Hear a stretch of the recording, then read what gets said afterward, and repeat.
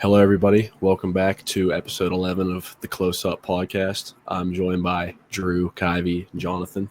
Today, we're going to talk about the new divisive Ari Aster film, Eddington. And then Jonathan's got a little game for us later. We're going to start with our weekly watches here. I think Jonathan should go first because he has a lot. That's crazy. Me first. Jonathan, plow through him, bro. So I think the last thing I talked about was Tony Scott's The Fan. So after that, I did watch another Tony Scott, The Last Boy Scout. Fun movie. Bruce Willis, Damon Wayans, I think. Pretty solid. Then, started the I Know What You Did Last Summer franchise. The first one. Still pretty solid. I'm not going to lie. It's a fun movie. It's good. Yeah, Jennifer Love Hewitt carries. True. Then after that, genuinely one of the greatest films I've ever seen with Autumn Sonata. Oh, true, Duke. It's that good? Yeah, it's one of the first few first watch 5 stars I've given out. Like, that movie is just ridiculous. I don't even know how to describe it. Bro. Like, you're captivated by every word. You're like hanging by every piece of dialogue in that film. Is just breathtaking. I could literally listen to Liv Ullmann speak into the camera for like days on end. Days on end. It's just this guy's spitting. It's just so good, man. Yeah, this is your second favorite Bergman, right? The second favorite after The Seventh Seal. Is this one in Polish too? Yeah, all of it. Polish is crazy. Isn't it Polish? No, it's Swedish, right? Swedish, that's right. Yeah, just that movie's just something else, man. Like I'm kind of like itching to rewatch it too now. It's ridiculous. And then after that, I watched Y2 Mama Tambien. Really good coming of age movie. Really good. There's really not much to say on it. Just like all the performances are good. It just hits you once like it gets to the end. You're like, damn. That's kind of just which is that Cuarón?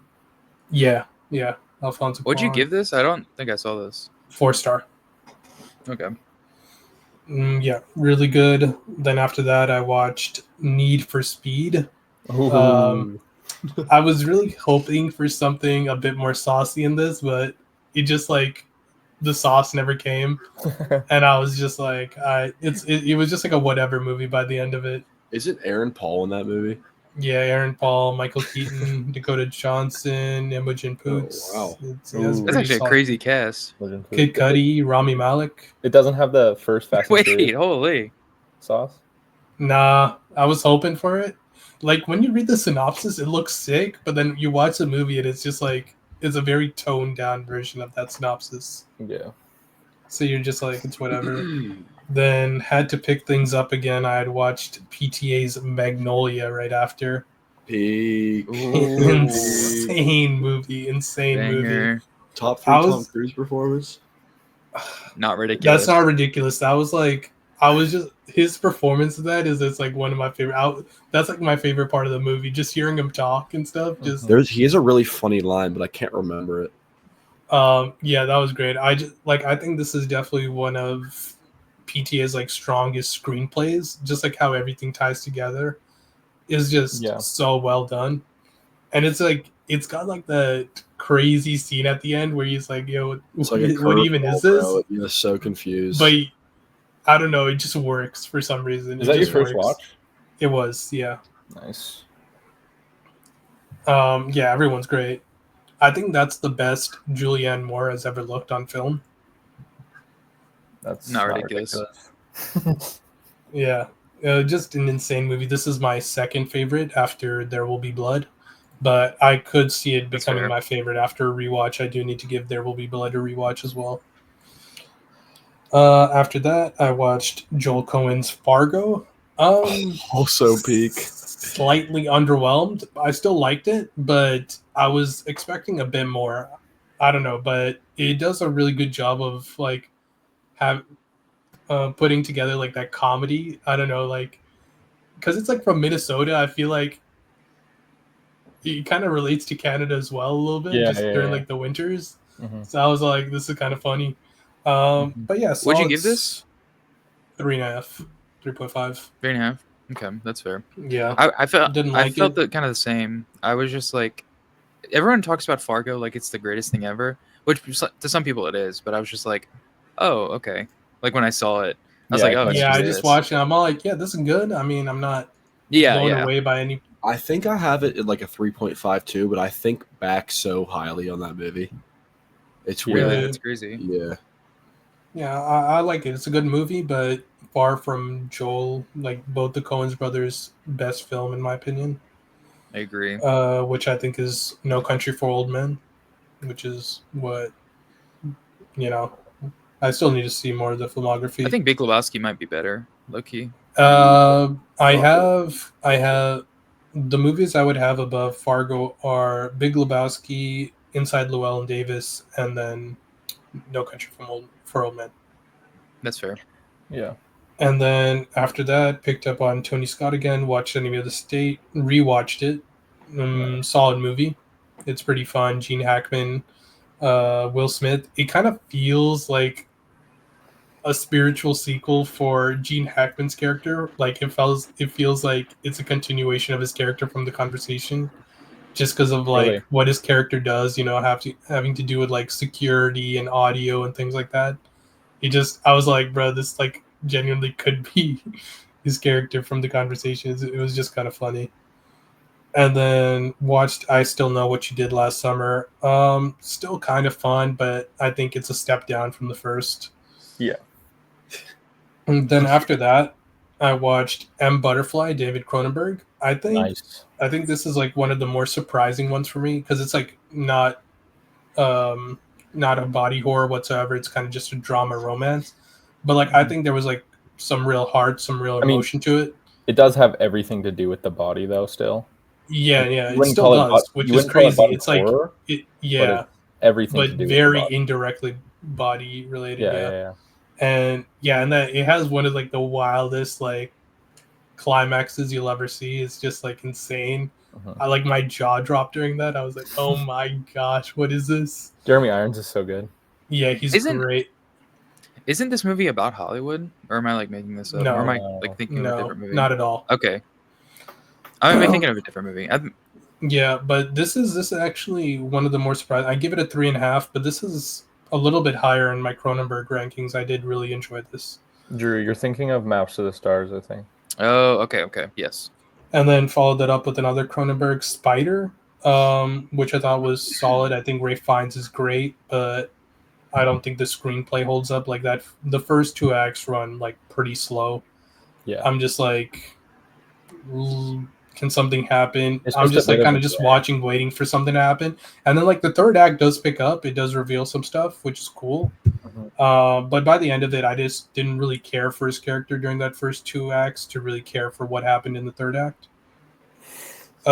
But it was fine. Then back to Tony again with Spy Game. Really solid spy espionage thriller with Brad Pitt and Robert Redford. Solid. And then finally caught up with Always Know What You Did Last Summer. That's like a pretty horrendous film. But bro, I will say it's easily one of like the worst horror movies I've ever seen because it's like so stupid, but it does take the franchise in a different direction, which I thought was good. It like puts a new twist on things. It kept things fresh, and there were like snippets of sauce in here that like they were like I'm all like, yo, that was shot so sick. I'm all like, I actually like rewinded a scene a couple times because I just thought that was like the sickest thing. Yeah. And I was like, why am I doing this for like a 1-star movie right now? But yeah, other than that, it was pretty abysmal. I don't know, just the characters, I just couldn't. They were just one of the worst. I don't know. Yeah.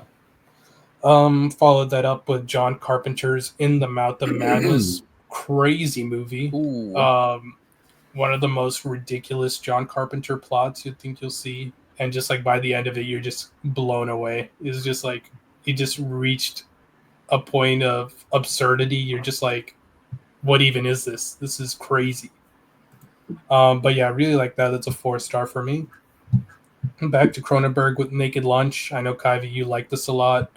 But me, I just really couldn't follow through. I don't know. It was kind of just all over the place for me. I just couldn't follow this film as much as I wanted to. It was fine. The practical effects are insane. Peter Weller's great, but I didn't really connect with the character or really understood the plot to really care what was even going on. I might have to give it a rewatch, but I don't even know if I will. It's just it's very confusing. Yeah. There's a lot of Then another one of just one of the best things I've ever seen with Tony Scott's Man on Fire. Oh my gosh, bro! The amount of so good. 5-star banger. Oh good, my bro. gosh! By the end of it, I was like, "There's a tear in my eye." I'm shaking my head. It's so good. It's so good. It's actually that good. We can spoil this real quick, right? Man, no. Not for Kuyve Kuyve. Kuyve hasn't seen it. He hasn't seen it. Bro. This is like a I wanted guarantee 4.5. I wanted to mention one scene in this movie. This is a Kuyve banger, though.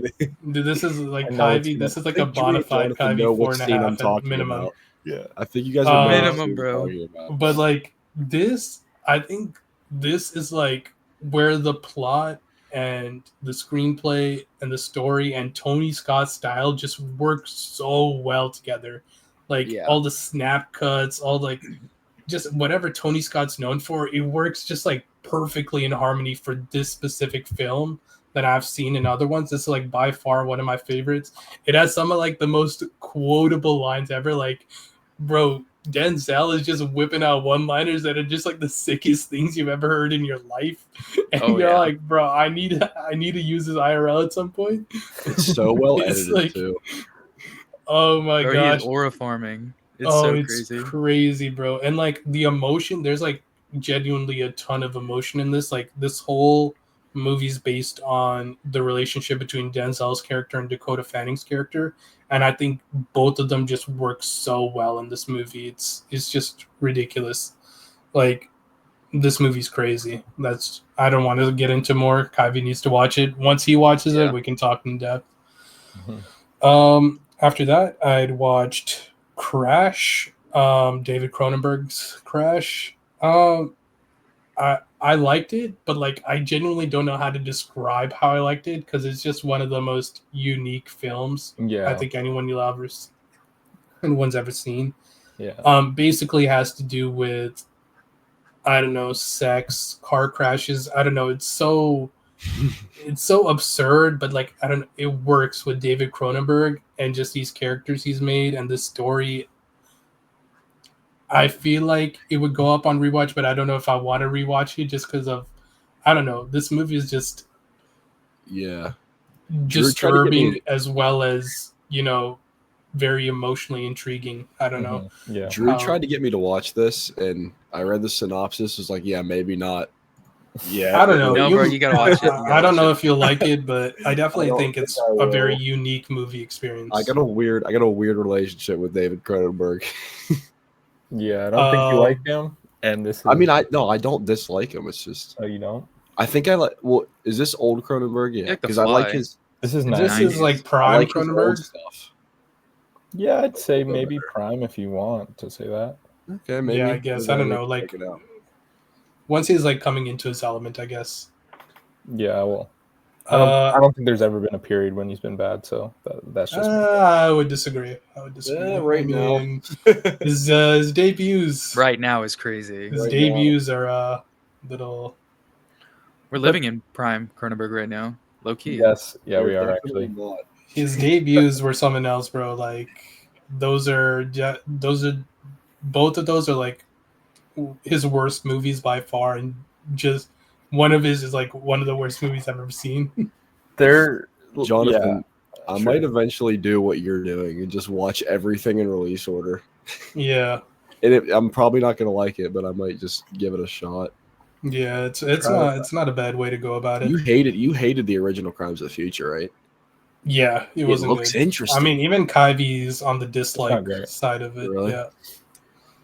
I don't think there's a lot of people that like that one. But yeah, Okay. no, that wasn't it. If you watch, you might just stop Cronenberg altogether if you watch his actual debut, Stereo. Oh my gosh, bro, that's just.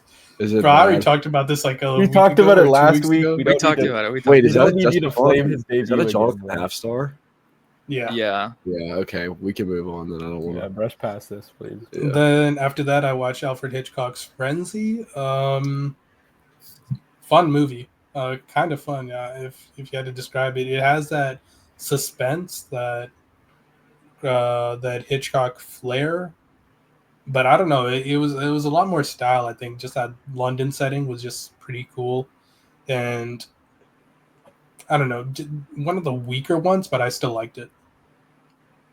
After that, I watched a little known movie called Upstream Color. Kaivi and I had seen this together. I think Kaivi can touch on it a bit more, but I just didn't like this movie. I don't know, like I think people like Bro, this. quit being Wait, nice. it's like it's. Quit I being didn't like nice. this movie because it just made no sense to me, and some of the things that the movie did like irritated me a lot. Just the dialogue is one thing. Like some of that just didn't make any sense whatsoever. The cinematography, like sure, the shot selection is it's coming from a good place, but the issue is that the shots itself don't look good. Like just the color grading and everything, it doesn't. It's not visually pleasing to the eye. Yeah. At least for me, I know some people might disagree out there, but for me, I just didn't find it aesthetic whatsoever. The editing is probably the thing that irritated me the most. There was just like no moment, like just one scene. I couldn't just sit with the scene. They just had to cut it up, cut it up, cut it up, and I'm just like lost. What is going on? Why? Yeah. Why is this girl? Why is there 5 cuts for a girl to drink a glass of water? Like it's not That's necessary. crazy. She could just drink the water. We don't need Wait, 5 cuts here. Has Drew seen this? No, he hasn't. Oh, he'd hate it. I then. will be watching soon, though. Yeah, He's gonna hate it. And just like We will this see. whole movie is about like this romance between these two people. Not only did I not like the performances from these two people, just the overall, you just didn't believe that romance. It just felt like the flattest thing, the blandest thing you'll ever see. I don't know. I don't know if that's just the script or just all of these things came together and just not an enjoyable watch for me whatsoever, unfortunately. After that, I watched Eddington, which we'll get into.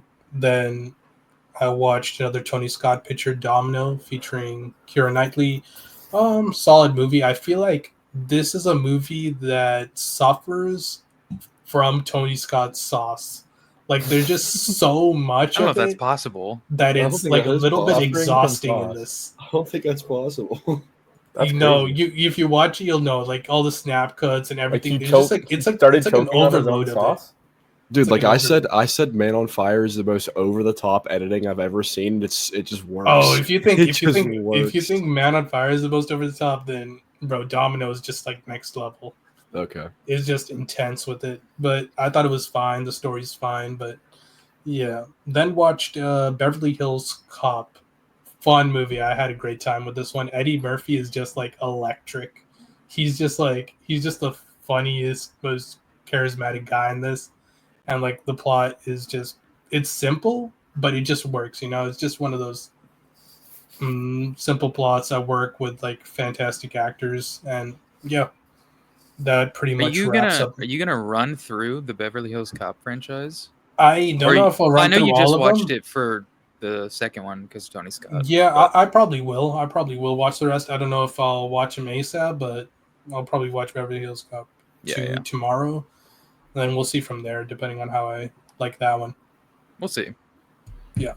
And then that pretty much wraps up my week. Jeez. Jobs, bro. 20 minutes in. Crazy work. Holy. All right, who's next? All right. I'll go. Okay. Okay. I watched. Let's see where I left off. Okay, I watched Deja Vu, first time watch, another Tony Scott movie. Let's go. Um, Me and my dad, we were just hanging out on my birthday, and I just threw this on, and oh, this movie is so insanely good. It's so It's good. great. Good. It's so good. What Jonathan was saying about Autumn Sonata is how I feel about Deja Vu. Like, this is just one of the best movies ever. Yeah. It's like Tony Scott getting into like his Hitchcock bag. It's like it feels like him doing Vertigo, which is insane. Like, Oh, I'm gonna like this then. I'm gonna like. yeah, this. it's crazy. I don't know. I mean, no, I don't think we should compare Deja Vu to that mid-ass movie, bro. They're both Vertigo's incredible. good, dude. Vertigo's. They're peak. both I don't know about like all the that. best movies ever. Let's calm down. Vertigo's Let's calm down. peak. No, if you think about both of them, they're doing similar things. They're Not doing so similar much things. a Tony Scott so much does a it a narrative. lot better. Not so much a narrative, but in terms of like visual flair and style and themes, you know. Yeah. But I can- it's incredible. Denzel, So good. you know, one of the greats. The images in this movie are so insane. I was Mhm. like, there was moments where I was just like looking at the screen and I just like had to sit up. Like, it was so Yeah. crazy. I mean, they're so layered and like Yeah. there's so many times where there's so many things on screen that you can look at and like, you know, take in. It's so good. Yeah, And it's it's so incredible. romantic. It's like the most romantic movie ever. Oh, dude, it's so sweet. It's so Yeah. sweet. And Val Kilmer is just cool in this. He has like a weird haircut. I didn't know Val Kilmer was in it. He's awesome. Yeah, He bro, he's is. awesome. Yeah, fantastic movie. And then after that, I rewatched Eyes Wide Shut with Kuyve. Crazy. Yeah, we watched And this movie, yeah, it's incredible. I don't know. I feel like I've said everything about Eyes Wide Shut that I can. It's a top 10 movie ever. That's all you have to say. Yeah, it's like you ask me on a good day, and it's like the best movie ever. Nicole Kidman and Tom Cruise are looking the hottest they've ever looked before, It's not and ridiculous. it's Kubrick's best movie in my opinion. It's just ridiculous Agreed. feat of filmmaking. It is Um, Kubrick's best, indeed.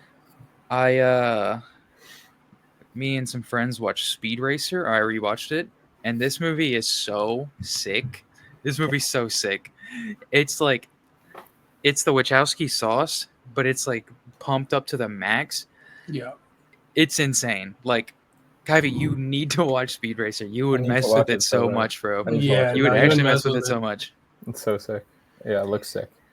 It's like there's no movie that looks like it. It's a movie that's visually so singular because it looks so insane.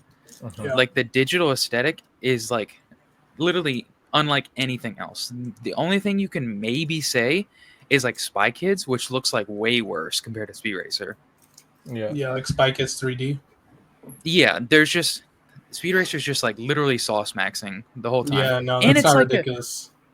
It's like a kids movie about like capitalism and like how you shouldn't like give in to corporations, you know? It's cool. I feel like for anyone who wants to watch Speed Racer, at least for me, I benefited from watching like the Matrix trilogy from the not the trilogy, that entire franchise from the Wachowskis, Sure. so I can like ease into like how their sauce actually works. Because I Yeah. had watched Speed Racer first. I liked it, but I give it like a 3.5. But after going through the Matrix movies and rewatching Speed Racer, I was just like blown away. I need I to think- watch the Matrix trilogy. Yeah, the I've 4 only seen movies. the first. So There's fire. Yeah, What's there's the a order? one that came out like 2021. What's the something like that. order? It goes Reloaded, Revolutions, and then Resurrections. Matrix 'cause didn't Reloaded. Reloaded and Revolutions come out like Same year. the same year? Same year. Yeah, I didn't know They were which one was supposed to be. first.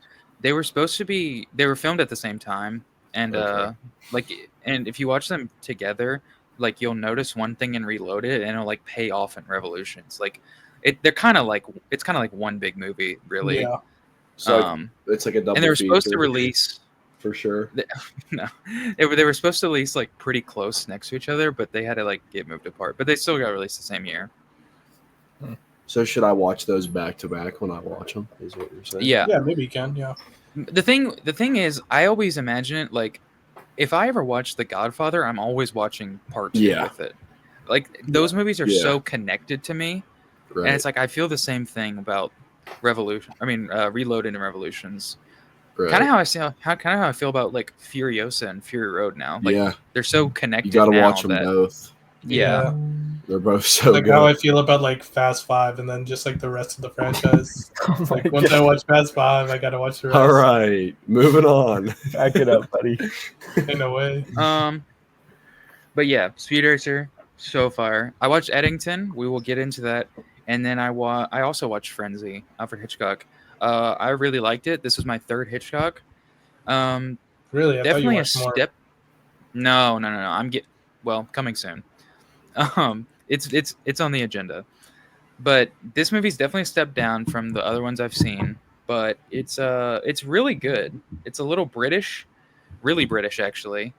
Yeah. I think it's interesting to see Hitchcock work this late. This movie was released in '72, and to think that he's had movies like I don't know when like The Lodger came out or like some of his early movies like the 20s, you know.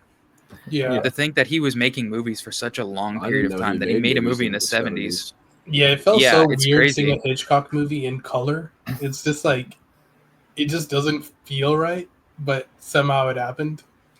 Yeah, I mean, Well, a he lot has of his movies are in color. colors. He's Yeah. I mean, got I haven't seen any. That was my first one in color. Okay. So You've I've seen seen 8 Vertigo? of his. Vertigo's in color. I might Vertigo's choose in color. Vertigo's in bro, I the swear whole I remember that. being Vertigo my is one. like the most Vertigo colorful is like movie the ever. most colorful movie ever, bro. Yeah. Oh This no, is I'm ridiculous. thinking. I was thinking about what was I thinking about? I was thinking about Strangers on a Train for some reason. Okay. I don't know why. Oh, it was. okay. But yeah, it's crazy to think like it's like Hitchcock working like outside of the Hays Code, which is interesting. Yeah.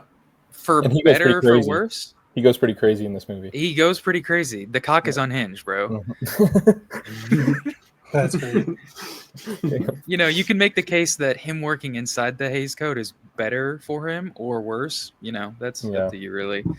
It's an interesting movie.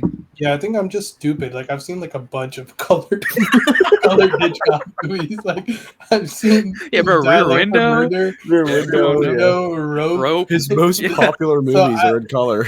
So I've seen Bro just saw Psycho. Assumed all of his movies. so are 1, black and 2, white. 3, 4, 5, 6. So more than half of these movies that I've seen are in color. I'm just tweaking, bro. I'm that's just good. tweaking. Oh my gosh. Drew, is that all? Yeah, that's all. I'm good. Okay. What were the then. other? What were the other 2 Hitchcocks you'd say? Vertigo and Psycho. Lock it on Rear Both. Window, bro.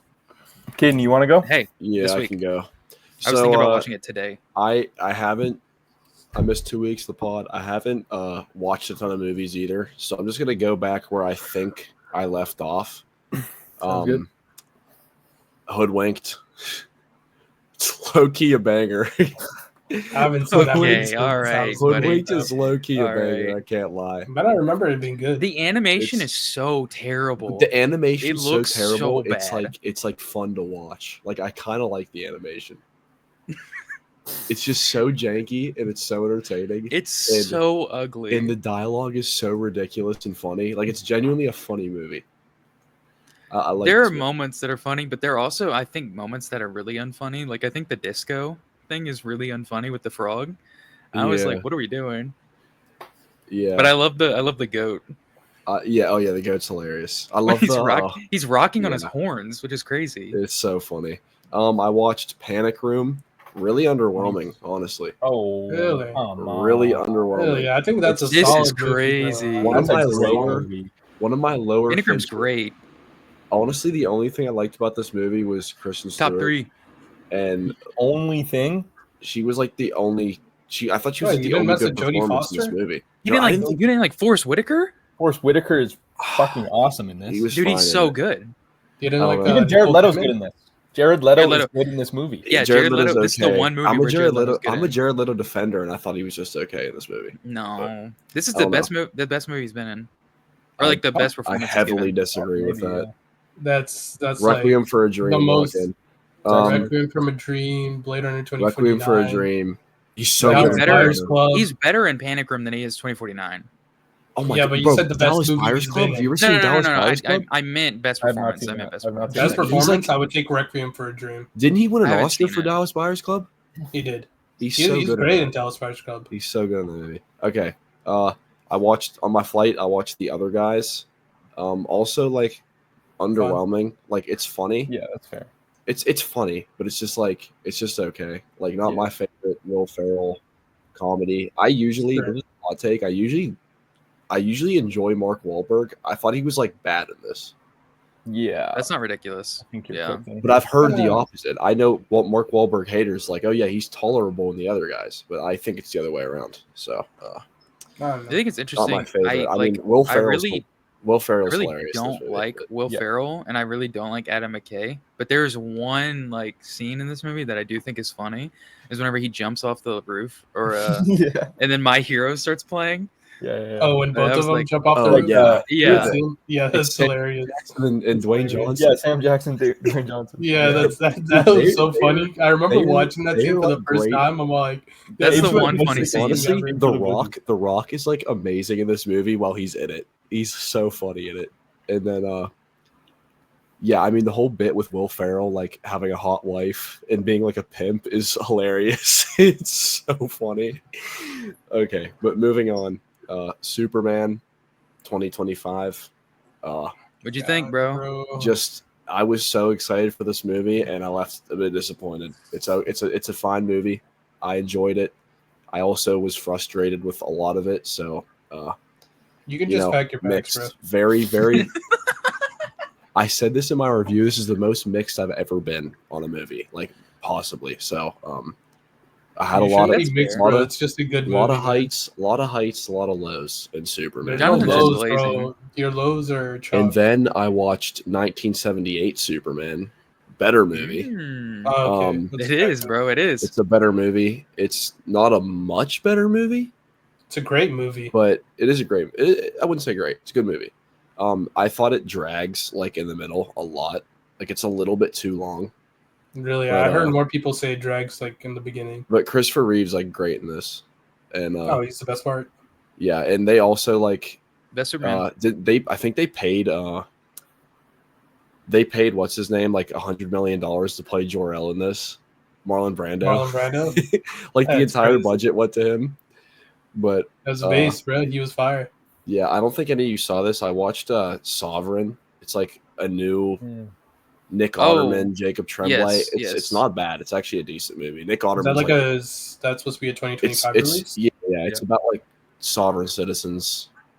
Oh, I had a friend Nick- talk to me about Nick this movie Otterman- today, actually. Nick Otterman is like really good in this. Jacob Tremblay is not, but dang. Is his name? Okay, wait. Is his name Offerman or Otterman? You're saying Offerman. Otterman. Did I say Otterman? Otterman. It's Nick Okay, yeah. Offerman. Okay. Nick I was like Offerman. tripping myself up for a second. Yeah, I was like tripping. Mandeling It's Nick myself. Offerman. Okay. And then I watched Beau is Afraid in preparation for Eddington. Nice. Really good movie, honestly. Really good Solid. movie. It's really long. How many you guys haven't seen it, right? Only John. I've seen it.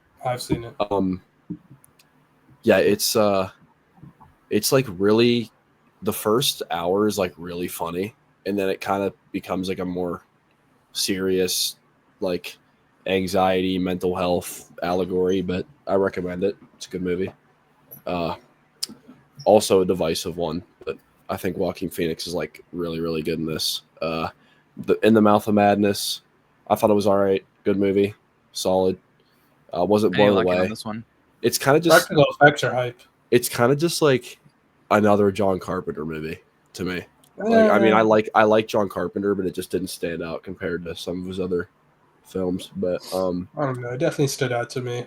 yeah. Then I watched Eddington. Me too. We'll of course talk about that, and then Barry Lyndon last night was Oh, I actually didn't see you log this. yeah, really really long, but like so pleasing to look at.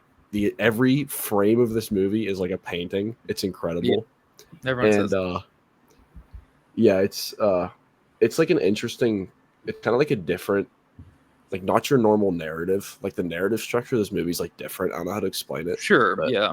Yeah, You're it's just not my following this one guy. Yeah, it's not my favorite Kubrick, but like I can't deny it. Like it's just such a great film. But Would you give it? a 4. Fair. That's it for me.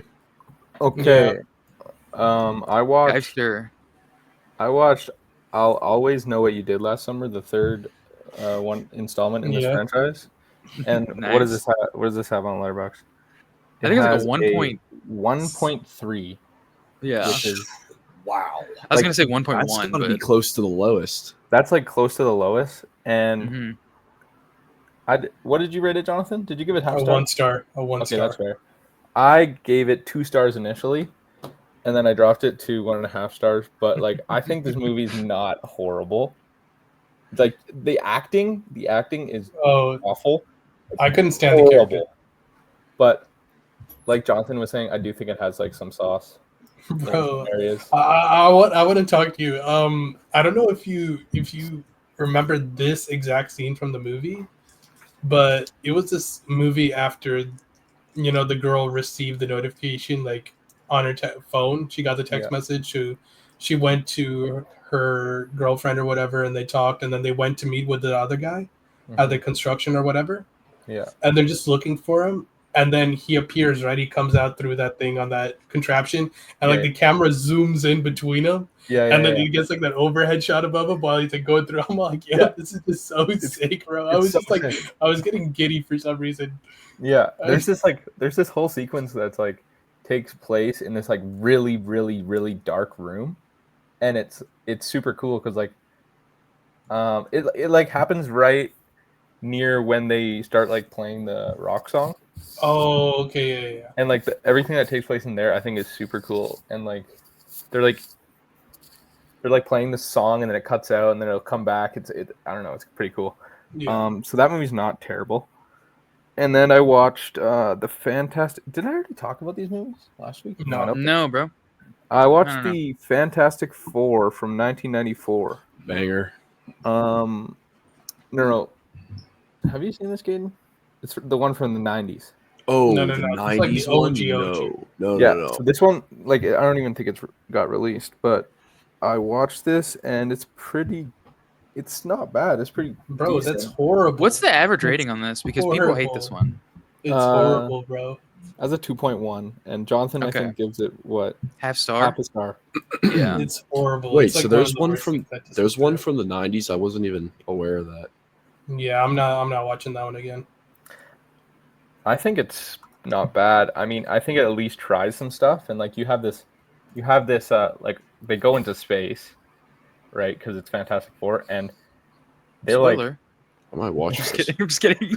They're like one of the. I said this in my review, but like one of the scenes, like it purely like evokes 2001 on screen. Like you have like the light. You literally have like the what's it called? Like it used to be my old profile picture on Letterboxd. Like the light sequence at the end. Yeah, the light sequence. Like they go through that and stuff and everything. Oh, it's so cool. I think watch this. Dr. Doom's pretty cool in this one too. Yeah, so that one's not bad. I'd rather watch this one than the new one. Yes, that's not ridiculous. I mean, Matt Shackman's gonna like stink up the room again because he sucks. Yeah, what are we doing, bro? What are we doing? Kuyve, you're gonna watch it, right? Yeah, because Avatar: Fire and Ash is playing before it, so I'm there. That's what I said. I said the only reason I would watch this movie is because the Avatar trailer. Yeah, that's why I'm going. And then I watched The Vanishing. This is a Dutch movie from the 80s, and it's really good. It's about this like girl who gets kidnapped, and then it follows the story from there, but it kind of, I won't spoil it because none of you guys have seen it, but like it follows like a different perspective than what you would think in a narrative like that, and it's really, really good and has a crazy ending. I've heard that The Vanishing is a better version of Prisoners. Can you attest to that? Or yeah, like I hear people talk about The Vanishing in the same like kind of vein as Prisoners. It definitely is in the same vein, and yeah, I know you don't like Prisoners, but I like Prisoners. No. I'm just saying. No, like, I know, but yeah, I do think The Vanishing is better, and it's like Yeah. Yeah. Oh, I'm not knocking on Prisoners. I'm just saying that, you know, this Definitely is in an the opinion same that I've vein, seen. yeah. Yeah. And then I watched Seconds from 1966, John Frankenheimer movie. Yeah, this movie is really great too. You know, not much to say about that. Eyes Wide Shut with Drew. Yup. That's a banger. Banger. You know, my score didn't go up or anything like that, but this movie is still really amazing, and I love Tom Cruise and Nicole Kidman in this. I will Okay, say, one more like, rewatch. I One think more about I think about like Tom Cruise just walking down the street, just like I love in it. his trench coat. I like think love about that scene at least like once It's every like 2 the days. best scene ever, bro. Like, It's just he's so just him good. walking. Is it ridiculous to say that his walking scene in that movie is better than any running scene he's ever had? Yes, That's not no, ridiculous. it's That's not not ridiculous at all. ridiculous. Not ridiculous at all. That- I What don't I know. love, I don't know That's about probably a hot take, but No, for it's other not. people, It's but like that's real. I agree. what I love When he is goes- like whenever he's in the taxi, Yeah. when he's in the taxi and you can just see like his head. It's like everything else is like blacked out. Yeah, Yeah. It's just like the silhouette of his head. yeah, It's crazy. yeah. Eyes Wide Shut's amazing. Obviously, like you Yeah. can't say anything bad about it. You gave it like a star too short, but I know, but it's not my favorite Kubrick movie. Doctor Strange Love way better, but Mid-love. Well, me and Well, this Kuyve were is talking awesome. about this. It's like Kuyve doesn't have any issues with the movie. It's just Yeah. like, like we were talking about Jurassic Park with me the other day. It's like Jurassic Park is a 4-star for me. I don't have any issues with it. It's just it's not Yeah. that upper it is level. for me You know? too. Or like- it's like yeah. And then I watched the last of the Mohicans. This is like Oh yeah. my second to last Michael Mann movie. Good. It's a good movie. It's a Where's it in the good- man rank? It's bottom tier. It's not worse than his like TV movie stuff, obviously, Right. but I don't particularly care about like it that much. I like Which his ones like do you have left? crime movies more. I need to watch Public Enemies and Have you Black seen Hat. The Keep? Oh, Yeah, okay, The okay, Keep. okay. I've seen The Keep. Black Cat. Black Hat looks. Are you saving Black amazing. Cat last? Yeah, because that one just like looks so good. Yeah. The Last of the great. Mohicans is like a dad movie. Like my dad made me watch that with him. Yeah, But- I watched the Last of Mohican with my dad. he got it out of the library, bro. That's That's so crazy. funny. It's so funny. Jonathan, what do you rate Black Hat? I need to see that movie. It's a 4-star for me. I like that a lot. Yeah, that looks peak. And then I watched In the Mouth of Madness. Banger, super Good movie. banger. Yeah, and then I watched the strange thing about the Johnsons. You watched that? Whoa. Okay. Yeah, I watched it, and I was like having the worst time of my life. I think it just Favorite sucked. short of the decade? No. It's so bad. Really, I think am I the only one who hasn't seen earlier? it here? Someone had the great idea that we should watch Party It on the pod. Get first That's reaction. ridiculous. That's Yeah, we ridiculous. did. No, I haven't seen it. I haven't Have you seen seen I it? think it would Caden? also be a I half know what star it's for me. about, so I'm not. Yeah. I'm just not even gonna watch it. But I mean, that's all you really need to know. I There's thought about nothing else. watching it, Is that but just I a was twist? like, It happens in this. it's just the first movie. second of the movie. Yeah. so that's the It's- point of the movie. Yeah. Oh, okay. There's Yeah. nothing else to the movie. It sucks. And then I watched Frenzy, the Hitchcock movie we all watched. I think. Except Caden, I think. Caden didn't. Yeah, we already talked about it. It's good. I like it. It's not my favorite Hitchcock, but he makes like some of the best movies of all time. So You're lower on the hitch, so yeah, Do you guys have any 5-star Hitchcocks? no, I do have not. 2. Bruh. What are they? Psycho and Vertigo? Yeah. You should drop the Mitigo one, but Vertigo's his best movie, bro. yeah, I only got Psycho at a Not 5-star. I got ridiculous. Dial M for Murder and Rear Window are 4.5s for me though. Hitchcock just might be my guy. I'm realizing, I He's just nice. I need to lock in. I think my favorite movie of his is Dial M for Murder. Yeah, that one's sick. That one looks good. And then I watched Upstream Color. No, me and Jonathan watched, and yeah, I you're don't half like. star maxing, bro. This movie, 2.5 stars is crazy. That doesn't Yeah. happen a lot. I No, you gave really it a half star. I give it a 1 star. okay. Yeah. You okay? But yeah, I think this movie like really sucks. It's edited so. I think it's just edited poorly. I don't think there's like you can even get past that. The way it's edited, it's so jarring and just bad. Uh, like you don't sit with any of the images, like Jonathan was saying, and it's so ugly. And I think Shane Carruth did like everything for this movie, and he really should have probably hired someone else to act because he's terrible. He is awful in this. Some of the worst line deliveries I've ever seen. Oh my gosh, you know what? Yeah, that one. Yeah, it's crazy, bro. It's horrible. But I didn't mention this when Jonathan did, but didn't David Lowery edit this? Yeah. Or like I wasn't think he David one of the Lowery editors? is associated with this. Yeah, I think he's one Yeah. of the editors. and like Which the is sound crazy. design guy for this is like a guy who's done like a bunch of stuff. I think he did the sound. Oh yeah, design we for looked the at this. Conversation, We looked at this. Yeah, which is Yeah, crazy. yeah. which is insane. I didn't really have like too many problems with the sound, but everything, the movie's bad. But Yeah, we and don't like have the to. one of the like main things, you're just like lost throughout the entire thing. Like you just Yeah. have no idea what's going on at like Exactly. any point in time. Mhm. And once you do have like an inkling of what might be happening, it just like it starts doing its editing again, and you're just like lost again. You're like, I don't even know. It's not like it's not like lost in the sense where and like David Lynch, sometimes you like don't understand what's going on, but at least that like those movies evoke some sort of emotion out of you. Yeah. So you're just like feeling the movie at that point. But here it just like it's like you're so lost to the point where it pisses you off. Yeah. That's true. the issue with this one. Mm-hmm. And David Lynch movies, he has so many good images that you can look at and you can, pick apart or whatever.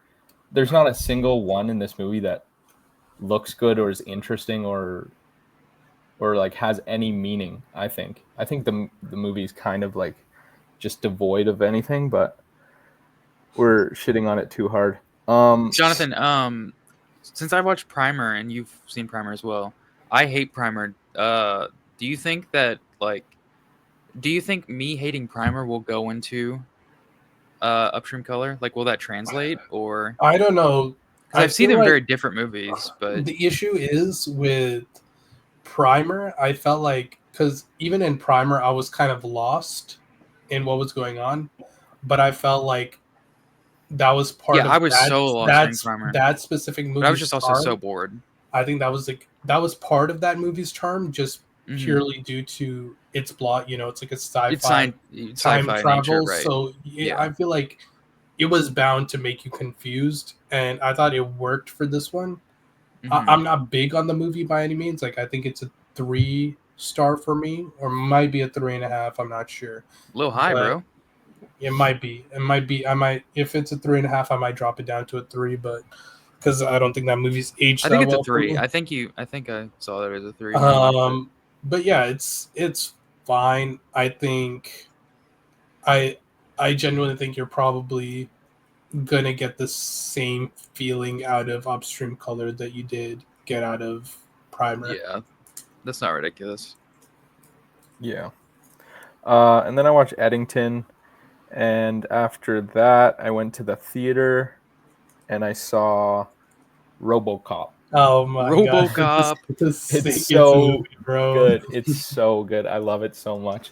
It's just so good, bro. Yeah. Paul, it's super, obviously super Verhoeven, and there's it's hilarious. There's so many funny gags in this. Like the commercials that play throughout the movie, they're hilarious. Like I don't really want to spoil one of them, but have you guys all seen it or what? I've seen it. Okay.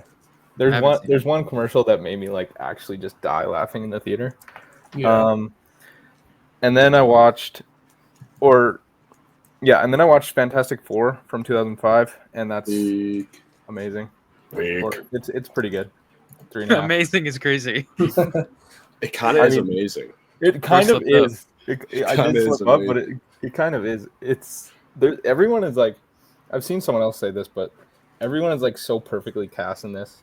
Chris Evans is so much better in this movie than any Captain America. Yes, he is. It's ridiculous. He's Yeah. so Yeah. And Jessica Alba rocks, and yeah, that movie's pretty good. And that's it. it's just a cool movie. Yeah. It is. Have you seen the second one? No. Well, No. it was your first watch. Okay. Yeah. Second one's not very good. Yeah, I don't know how it's my first watch. I feel like I probably should have watched these when I was like younger or something, but Yeah, that's crazy. Yeah. Eddington. Eddington. You want to get into Eddington? Yeah. We ready? I was gonna ask, what is everyone's relationship to Ari Aster? Are we Aster heads? I like Aster. I do like Aster, but when I look at his filmography, it looks like it's kind of just been going downhill with his work for me. Like every movie, I'm just rating less and less. Like genuinely, each movie is a half star less than its previous one. Like Hereditary, I'm rating a 4.5. Absolutely adore it. His best Just movie. one of the best horror movies. It's so good. of, It's so good. Friends, like you can make an argument for the all-time list. All-time horror movie? Midsommar is good. I like it. I'm not blown away by it as much as other people, but still really enjoyed it. That's a 4-star. Beau is Afraid. I watched this twice actually. It did go up on rewatch, but I don't think I see it going any higher than that 3.5 I rated. And then Eddington overall is a 3-star.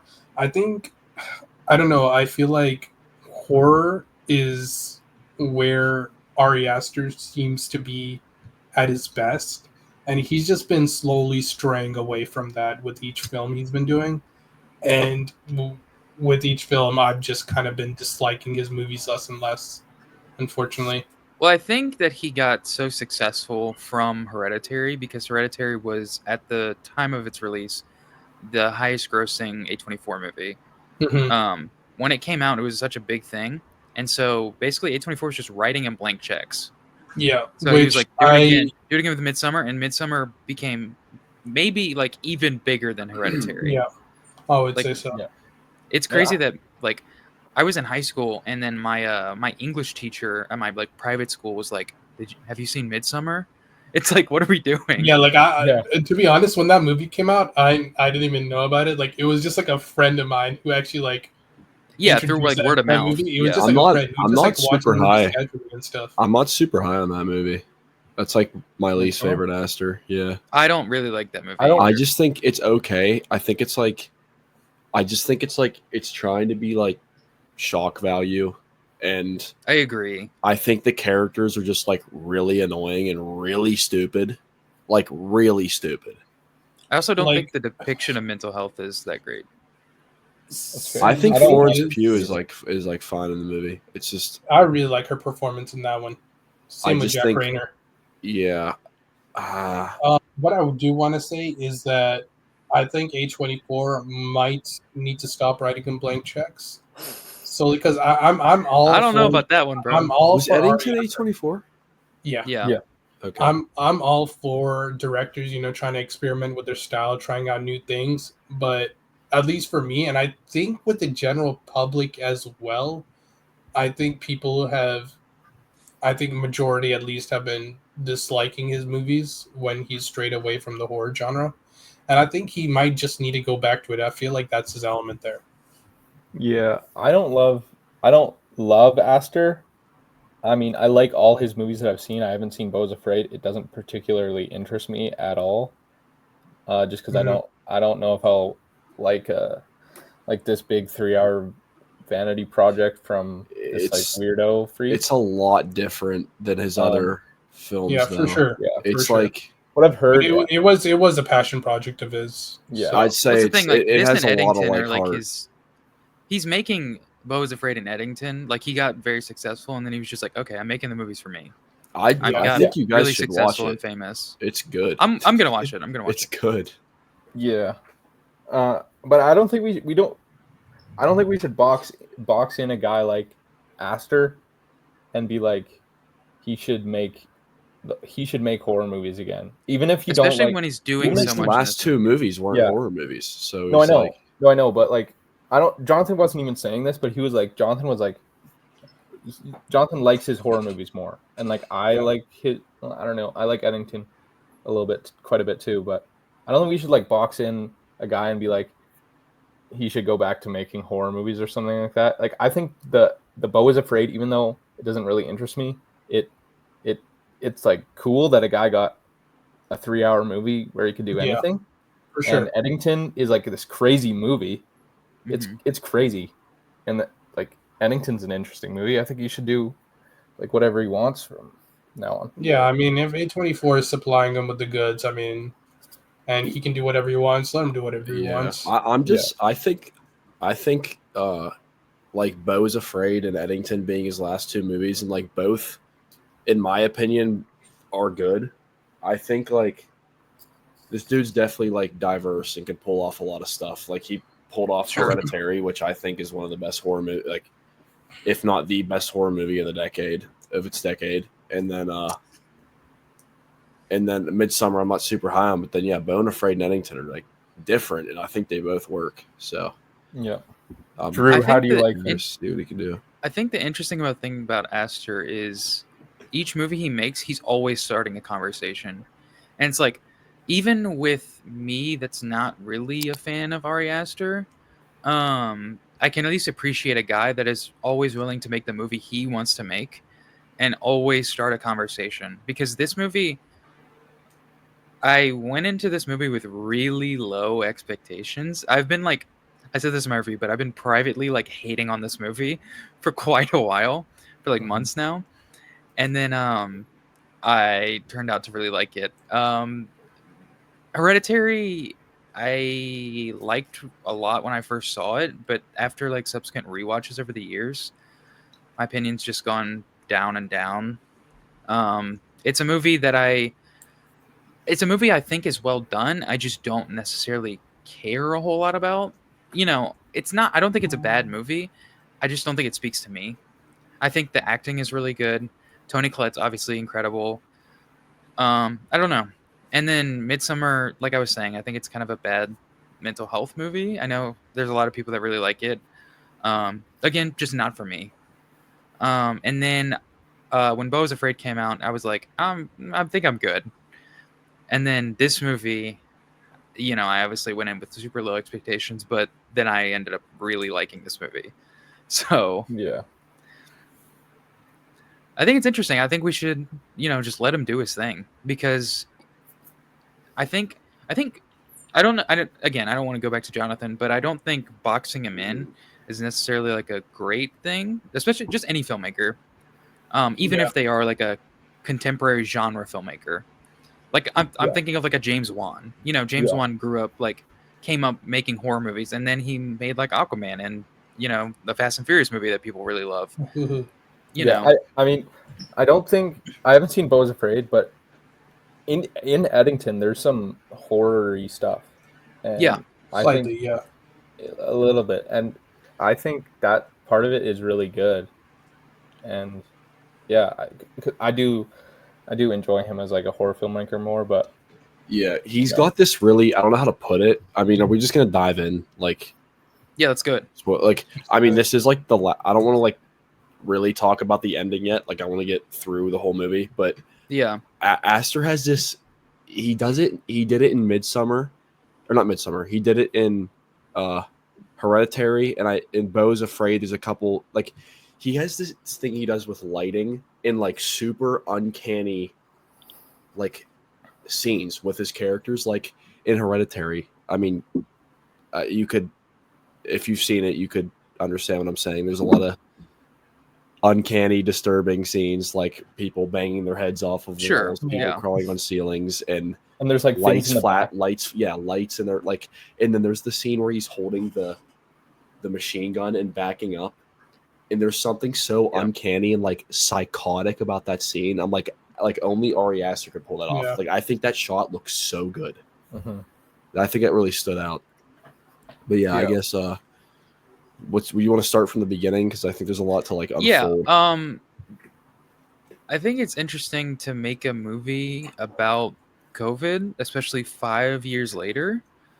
Um, it's something that is interesting because, like, even though it doesn't, I don't think it's fully explored. Like, the, I don't think Ari Aster nails it completely on the head in this movie. I don't think this is not a perfect movie, but I think it's an interesting movie to do because so many contemporary filmmakers like shy away from talking about COVID, or they do it in passing, or they like do this. But it's interesting for Ari Aster to think this is like a snapshot of time that we like all lived in. Yeah. This is specifically like a snapshot of like America, which I know. I'm curious to see how Jonathan Kuyve's relationship with this movie is like as non-Americans. But it's interesting because he's tackling it head on, which is a decision that not a lot of filmmakers are doing. You know, they're not brave or bold enough to do a COVID movie, and especially like this. Yeah, I do just want to like say that you, as a filmmaker, I'm not a filmmaker, but if you're a filmmaker, you don't have to make a movie about COVID. It's like, a swing. Sure. It's a massive swing. There's like Eggers or something. Like these guys get no. conversation. They don't have to go make a movie. They don't about have to COVID, but I agree with you that. But no one else is doing it. That's no one else is doing it, and he's doing it, and it's impressive. It's cool. And it's kind of brave, and it's interesting. It really could have been career suicide if he didn't pull this off, right? And I do think he did lose a lot of people on this movie because it 100%. It is like really harsh on both liberals and conservatives. Like it really makes you feel like an idiot when you're watching it. But I think it's like effective in that way. But I do want to say my biggest problem with this movie, and I think you'll all agree with this, I don't think the movie was too long, but I think the first hour they spent way too much time. I mean, the first hour of the movie they're just arguing about masks. That's all that happens. Like the first hour is like kind of a mess. It's Joaquin Phoenix getting yelled at for not putting his mask on. Yeah, that's the first hour of the movie. And all I'm thinking is like, so you're just going to make us relive COVID for the first hour of this movie. Nobody wants to see that. And it's just frustrating. I think the first hour is just frustrating. Like I was really not enjoying this movie until about an hour in. Yeah, that's where I felt the runtime the most. I was just kind of like, that's where it kind of lost me. I was like, bro, what's going on here? It almost completely lost me. Yeah, I'm like, it did pick up during the middle, I will say. What I do want to like parallel this with is this is obviously a political film. I want to talk about another political film, Civil War. What I do like about what this movie did compared to what Civil War did, I feel like both of these movies don't have a stance on a specific side. It doesn't pick a side. But like I feel like Civil War just kind of like strays away. It doesn't like do anything meaningful towards it. Like it kind of just shows stuff and then it ends. It just like I don't know. Yeah. It's just sort of bland in that way. Where at least in this film, even though it didn't pick a side, it kind of showed the messiness. Yeah, well, on both sides of it. Well, Civil War's like just centrist. We're not going to say anything, and Eddington's like just going for everybody. Like it's just taking a shot on everybody. Civil War has zero context, and Eddington is so hugely contextualized by everything, like all of like 5 years. Yeah. So you have all the context for everything. It's almost things mean stuff when you have context. That's what I'm. It's also Civil War is like it almost isn't a political movie because it doesn't.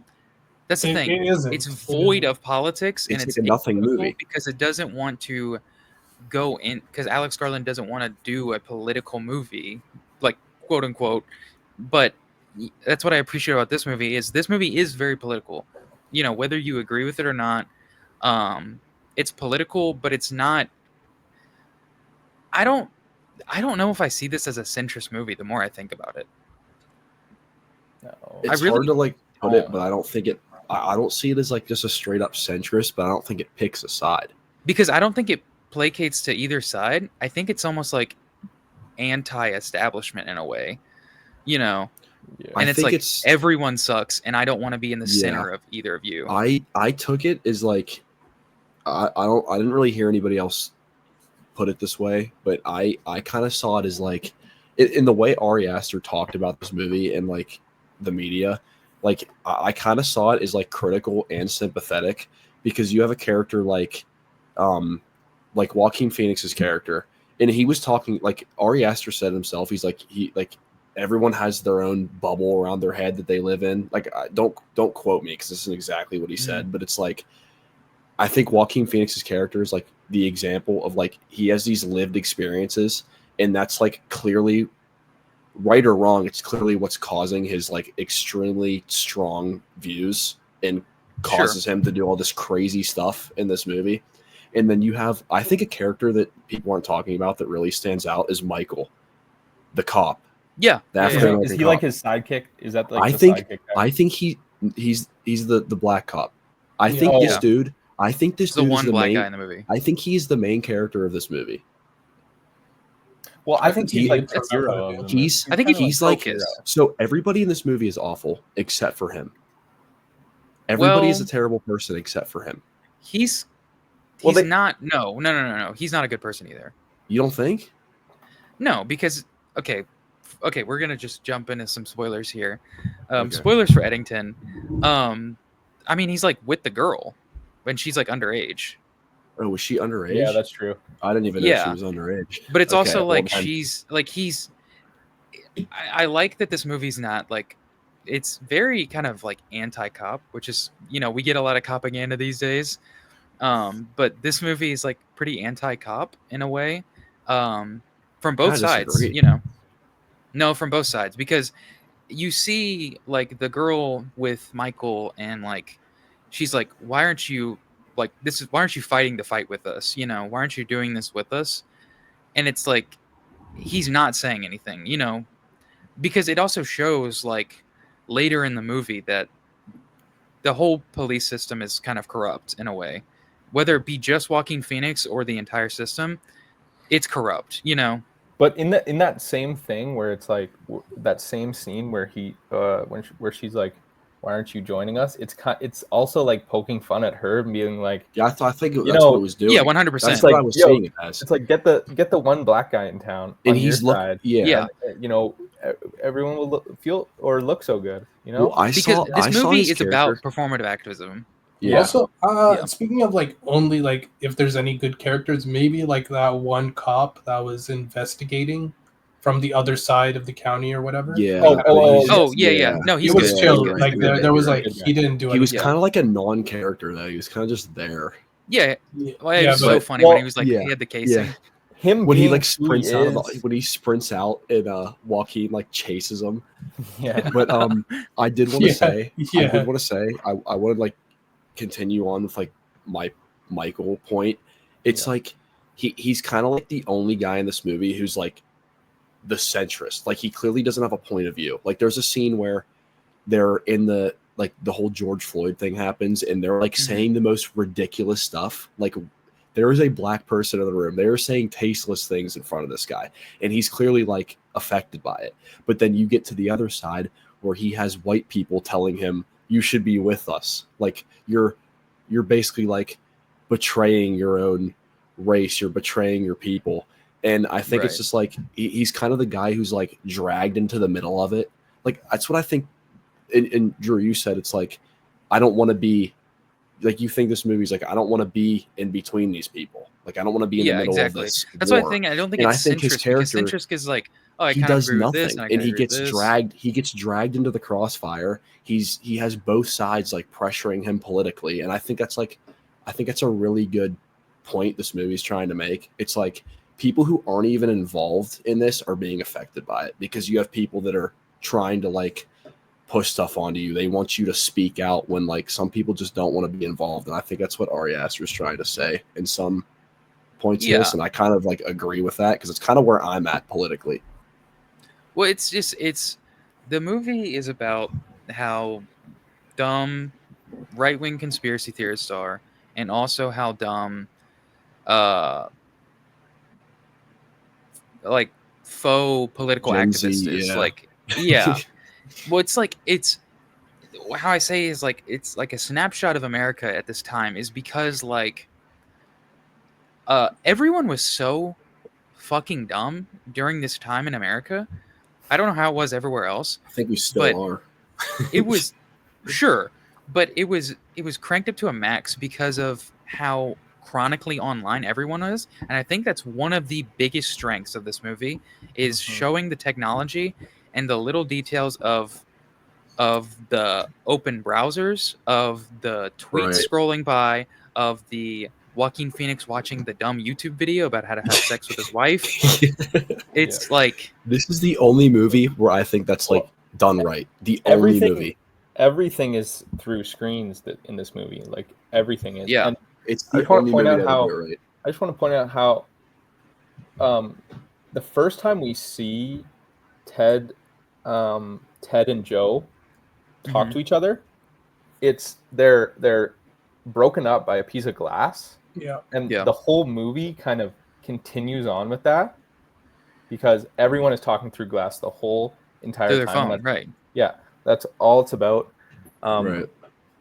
And that's, I don't know, that's pretty interesting from Ari Aster. I'll give it to him for that. Like, for my point of view on this entire movie, I really didn't have much of one because, like, obviously Canada and my city went through COVID and things like that, Sure. obviously. But in terms of, the Black Lives Matter movement, obviously saw that online, but there was really not much of that in my city. I wasn't like critically affected by any means. And I felt like I wasn't as online during that time of my life as I am now. So I feel like there's like a chunk of context, at least on my part, that I'm missing on my end that would have, swayed my opinion on this film. And even political wise, like I'm I'm really not that into it, if I'm just gonna keep it honest. Like I'm just not as into it as much as I would be. Like I'll do some research here and there, but like I'm not as involved like that. Like I don't know that much about American politics and anything like that.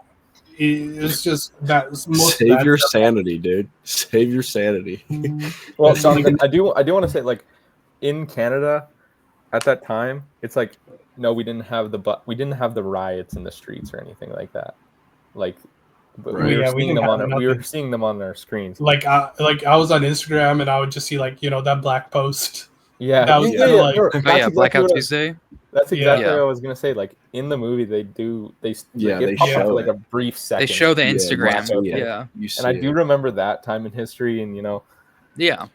This is one thing I respect about this film because I didn't expect it to take this big swing at like performative activism, especially like in a Hollywood movie, because Hollywood itself has so much performative activism. Like he's Sure. like it's a really dangerous move for Ari Aster, and I think and he had it like this movie's funny. Like, did you guys find this movie funny? It's found it really hilarious. funny. It's really like funny. the scene, like that kid who's like the grifter. He's like he goes from like the Kyle Rittenhouse. he goes from like BLM to Kyle Rittenhouse. that is In the the scene, funniest. I don't know if you guys It's the caught funniest this. thing in the world. I don't know if you guys caught this, but when he made the account for like the town BLM, he puts his name at the end of the username. Yeah. And I thought that was so funny because it's like Black Lives Matter Eddington.Brian.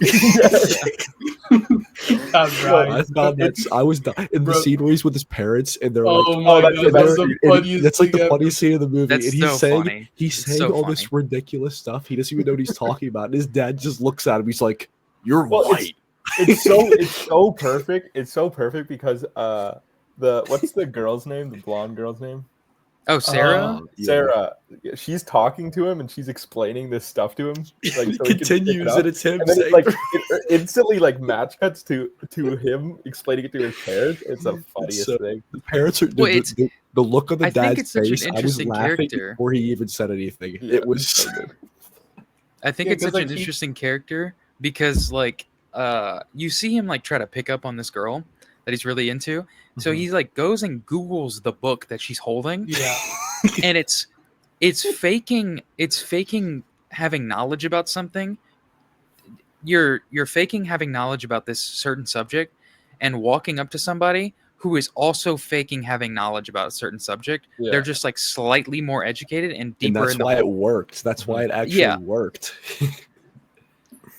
Yeah, like No, But I it's thought, crazy.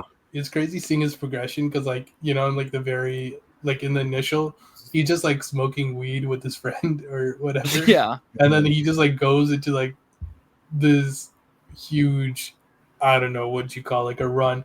All of this just trying to impress a girl. Like he's like studying up on everything, and like he just never gets the girl, and he's just like yeah. Well, his jealous. friend does. His friend does, and he's Yeah.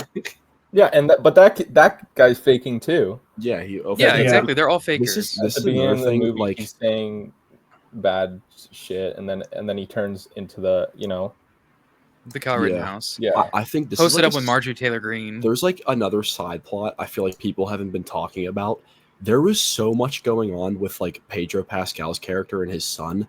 Like he's Yeah, for sure. He's like, I mean, at the beginning of the movie, you think he's just like, I mean, he's obviously like He puts on a using, face. He he's puts on a putting on a face. face because he has the electric company in his pockets. They're just feeding him money, and then he's like manipulating the town that he's this big pro mask guy. And then you see the scene where he's like yelling at his son for not wearing a mask, and he's talking to a guy without a mask on in the exact same Yeah, scene. and it's It's all like about he's just image, the biggest you know? hypocrite. Yeah, It's all about image, but I think that's so like that's even a swing at like politicians during the Yeah, like during like COVID, which is blanketed like politicians. Not even ballsy, like ballsy. yeah. I just think it's Yeah. like I didn't see this coming from a Hollywood movie because Hollywood is like also guilty of this. So I just didn't expect that to happen. But yeah, respect to Ari Aster. Well, you see he has like the buttoned up guy. He's he's throwing the parties that everyone likes, and he's he's trying to be the responsible one, trying to make everyone wear masks, and like, Right. but behind the curtains, he's like a terrible fucking dad to his son, and Yeah. he's just like trying to just present himself this way so he can get voters. You know. Yeah, and there's Yeah. there's a scene where they're on this Zoom call, Mhm. and Oh, this like he- woman, I don't even know what they're saying, but this woman is talking about something, and then he Yeah. like mutes his mic, and he's like, and "Can he you just say says he just starts ripping on her. Yeah. Yeah. Bro, I think He one says, of "Can the we shut this bitch up?" or something like that. Yeah, I think Yeah. one of the funniest moments in the movie for me was when Oh, I know Joe what you're gonna Cross, say. Joaquin's character, was watching like Pedro Pascal's like campaign video, and he was just like all this diversity, and like The he was like campaign high video fiving is black so people, funny. and like Joe's like, "Yo, where did he find these guys?" Flew them in. Dude, Just no, like I started cracking up when he dapped up he daps up the black guy on the sidewalk in the video. I was just like, "Yo, what is this? Is so jokes." It's so funny. And then it's like he's making up the whole thing about like how like the mother like leaving like brought him and his son closer. And the scene before that, I think you're watching how horrible their relationship is. Yeah, he's like yelling at him. Fakest thing ever. And also, I wanted to talk about the scene at the party. I was dying when like he walks in and The Katy fireworks. Perry, and he goes and turns it off like twice. And then I'm guessing you guys saw this too on the TV. He's literally playing the video. Ted is playing the video of him like lying about his wife's like his wife's video, just like His wife's video. It's like this dude is playing Katy Perry and he has a video of his opponent on a TV. Yeah. It's just like, What are your I think guys' thoughts on Emma Stone in this movie? she's great, but she's barely I think she's used in great. it. She's I think not she's in the fine. movie very much, but she's great. I think her kind of facial acting is really good. Yeah, It's like I agree. I think if you give this to a lesser actor, it would feel the performance wouldn't feel so dynamic. Yeah. You can feel her emotions through her face alone. She doesn't really have to say anything, which, just proves to show like how great of an actor she is. Austin Butler was good too, I think. I didn't really care. I if thought his Austin Butler was going to character be more in the movie. Well, Yeah. here's Maybe my it's just this because is my- he's bigger. This is my problem. You have a 2 hour 25-minute movie, and pretty my long. complaint with the Yeah. first hour, like it's just all this time spent arguing over masks. I think they could have cut some of that out and maybe put more Austin Butler and Emma Stone in the movie because that kind of just nothing Maybe. really, you know what I mean? Nothing really came out of that. Yeah. No, but I just think it's like you have these two actors. You have Emma Stone and Austin Butler, and you're like, okay, it's Emma Stone and Austin Butler. We need to see them for a long time. They're It's like just, the in most your famous head. people in Hollywood. And they're Yeah. both good. If They're both good. their characters are like perfectly utilized and deployed at the right You time. think? Yeah. I just think it's that like subconscious thing of like We lost Jonathan. it's Emma Stone and Austin Butler. So like you want Right. to see them more, obviously. Yeah. You expect to. Yeah. But I think their Yeah. characters are like great. Yeah. How do we No, I feel agree. about Emma Stone's? Well, how do we feel about Emma Stone and the mother and that like character dynamic with Joe Cross, Joaquin Phoenix character? It was I kind of missed, like, there was clearly something going on there, and I think I kind of missed it because there's that scene where he walks into the house to like and he sees Emma Stone's character, and then it cuts At the back to end? her, and then it's the mom. Yeah. You know what I'm talking, like, there was Yes, obviously something there, and It I was missed it. It's very clearly Emma Stone in that. Yeah. Yeah. And then it kind of, I don't know what this really means or anything, but like at the end of the movie, if we want to like go to the ending, Joe Cross he lives with her mother, Yeah. and she's completely out of the picture. Yeah. So like their Yeah. relationship like gets completely destroyed, and then Yeah. like subsumed by the mother. hmm So Well, the and mother. there's like a lot of that type of stuff in Ari Aster movies. Yeah. Yeah. Like, I think the ending of this movie is quite similar to Midsummer, kind of, because it's like Yeah. A it's little like bit. Yeah. in a way, because it's like I didn't think about that, but someone- yeah. someone kind of infiltrates where they're not supposed to be, Mhm. kind of, and it's like wouldn't expect them to kind of become like the like a huge figure at the end of the movie. Like Right. at the end of this movie, it's just all about her I mother. think. I think Well, the it was- mother is just like gone for most of the movie. I Like think she the shows up in the ending- mid. Sorry. Go ahead. Go ahead. No. She like shows up like through like bits and pieces, and like again spoiler, but at the very end of the movie, she's just like there. She's like the entire focus, which is so Yeah. interesting. I think the whole last like 45 minutes in the ending specifically is like a clear, because here I'll start from like, so you have these like Antifa people, whatever, fly in on like a private jet, clearly funded Yeah. by something big, which made me think government, big, like powerful people, not government, but powerful corporations. Right. And then the movie ends with basically this electric company or whatever it was called winning. They win at the end. So I think it was clear. Like I think a clear commentary in this movie too is like they're just trying to create division for their own benefit, and that's obviously been a theme in our country for like since COVID. Mhm. And I think the ending like really solidified that. It's like you just like, even like Joaquin Phoenix's character is sitting here in a wheelchair. How is he alive? Also, didn't he get stabbed through the skull? He got stabbed in the head.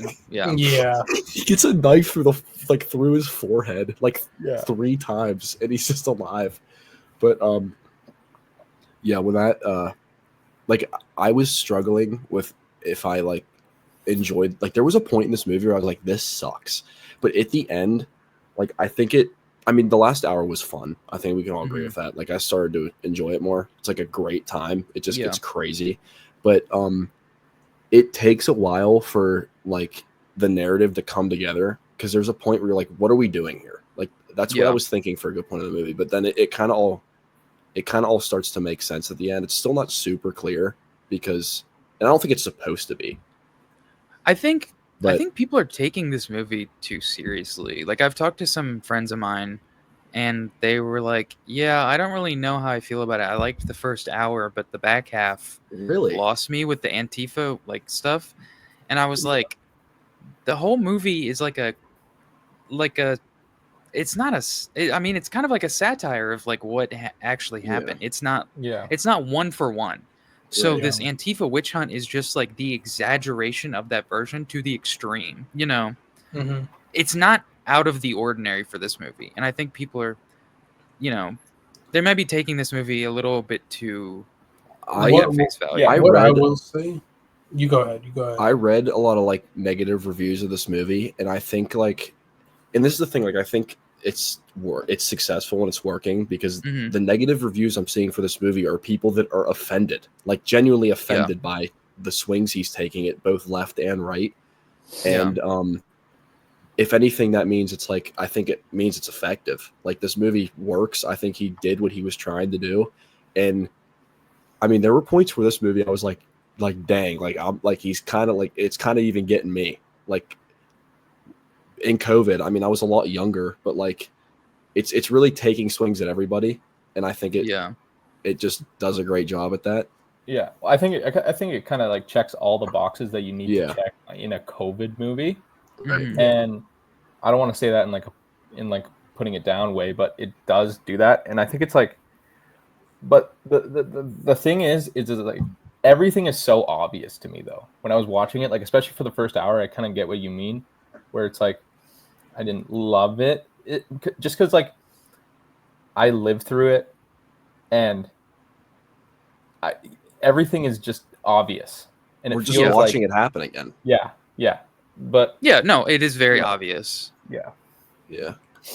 For the third act, I do want to point out, yeah, it does get crazy. Yeah, I did enjoy it. I was just hoping for a little bit more political back and forth between Ted and Joe. I don't know. I felt like, because there was like, like, it felt like 20-30 minutes of just mask on or mask off in the beginning. And then like Joe is like, okay, I'm going to run for mayor. And then it felt like 20-30 minutes of just like them going at it back and forth for their campaign. And then, Joe does the big thing at the end after the, I guess I'll spoil it right now. He basically snipes. Well, first murders. We're all in on spoilers. We're all in on spoilers. Just first he kills the homeless man. Yeah. Yes. That was because was it's after the fireworks scene. He got riled up because Pedro Pascal slapped him, humiliated him. It's also going with his wife, making the video, calling him out, and so he's just boiling with anger. And we see the homeless man at the very beginning just be very resilient and being very headstrong with trying to get in this bar. And so we see him in the bar finally, just alone, and he's drinking, obviously. Joaquin Phoenix just walks in there and just... Yeah, I just want to make a point. This is the same. This is the same guy in the very beginning of the movie, right? It is the same Kind of guy. like spitting bars and walking into. It's the same guy. I don't know how you guys feel about him as a character, but like, I think he's to me he kind of feels, and I don't know how I feel about this.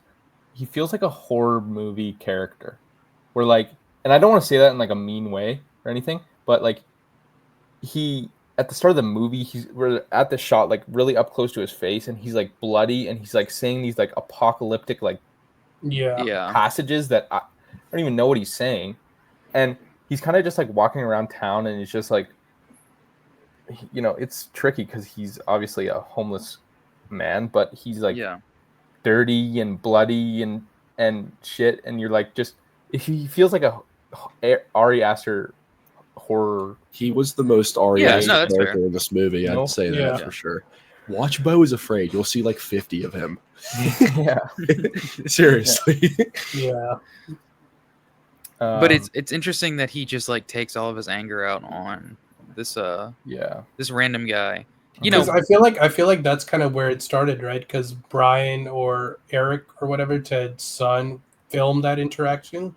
Yeah. And I felt like that was like that first interaction that kind of spiraled everything into this mess. Mm-hmm. Yeah. But yeah, like obviously I was saying I wanted some more political back and forth, but it felt like we only got like 20-30 minutes of that before, he murdered the homeless guy. And like after that, he kind of is in this state of mind he's like blood fueled. He's just like out for blood. I don't know. Yeah. And then he just goes and murders Ted with a sniper.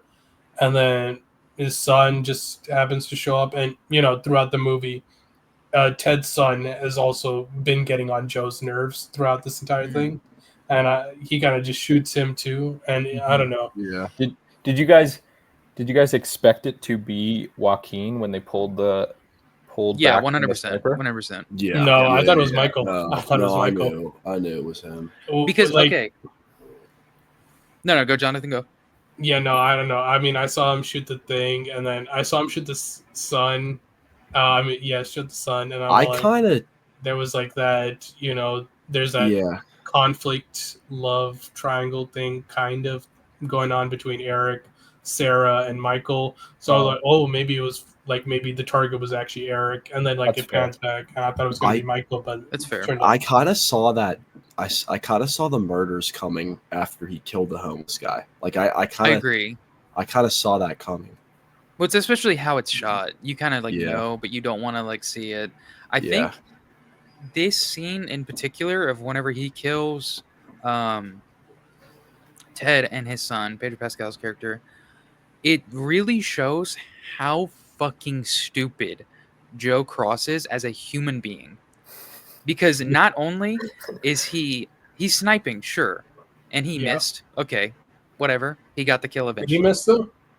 Yeah, he did. He picked a bullet. He picked a spot in the wall. He shot the kid, and then he missed the kid, and then the kid was running back, and he shot him. And he hit him. I thought he was 2 for 2 on that. I didn't expect him to kill the kid though. That was crazy. But I think that's also why the casing, the other people on the other side had the casing, because I think he only picked up the 2 bullet casings, not the third one that he missed. Okay. That's what I thought. But it's also he is so fucking dumb in this movie because of what he goes and then he goes inside the house and he gets the fucking red spray paint and spray paints "No Justice, No Peace" and tries to pin it on the little girl. Yeah. Like the barely like the high school teenager. And he's trying to pin it on her.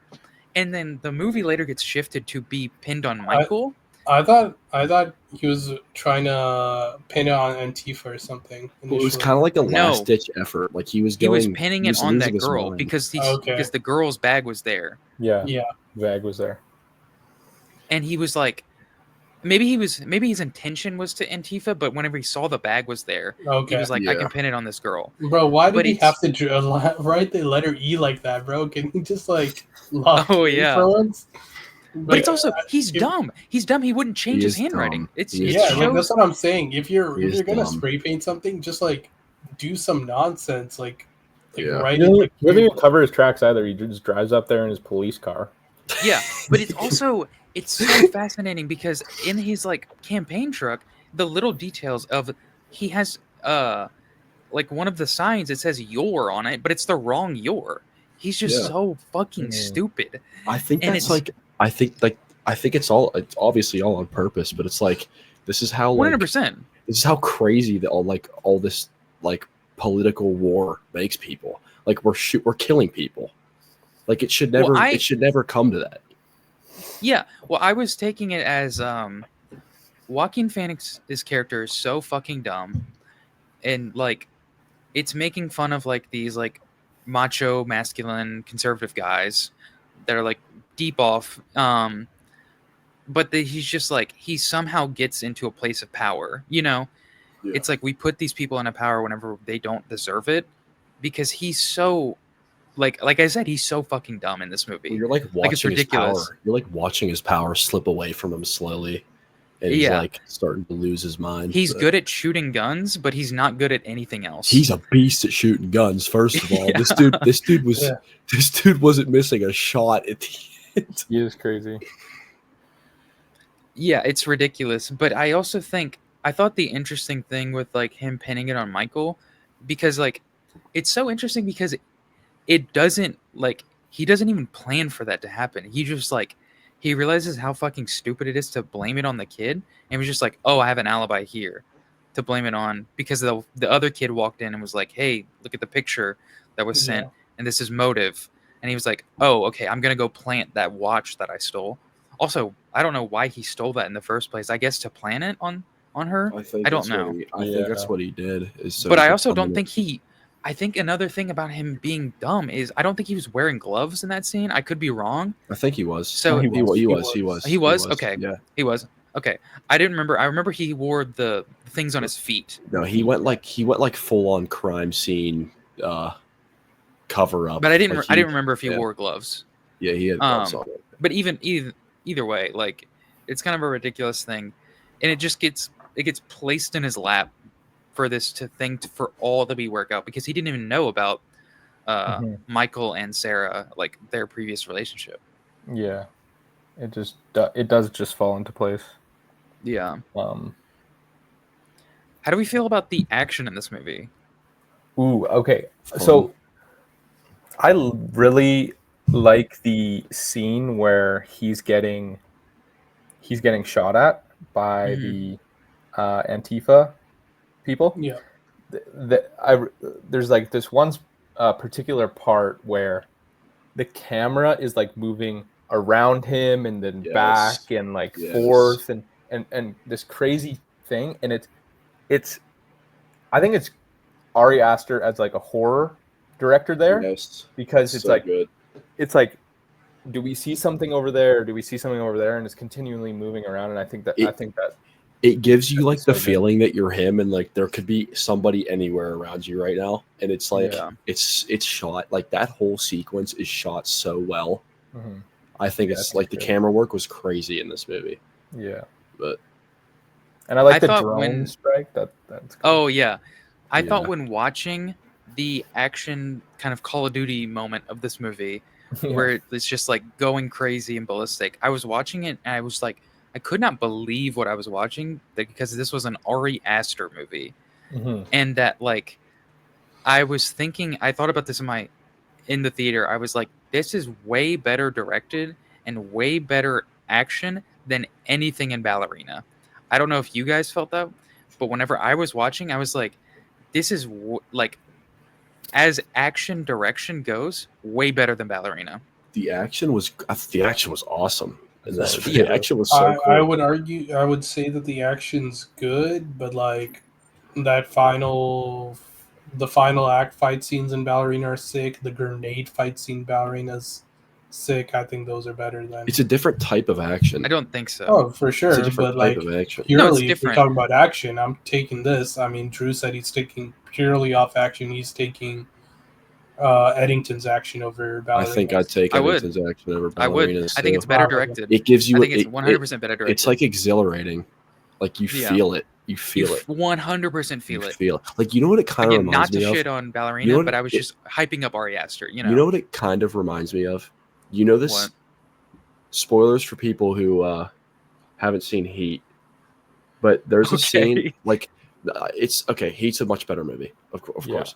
But it reminded me of the scene at the end of Heat where Al Pacino and Robert De Niro are like, he's like Al Pacino's like chasing him, and there's points where like you don't know where he is.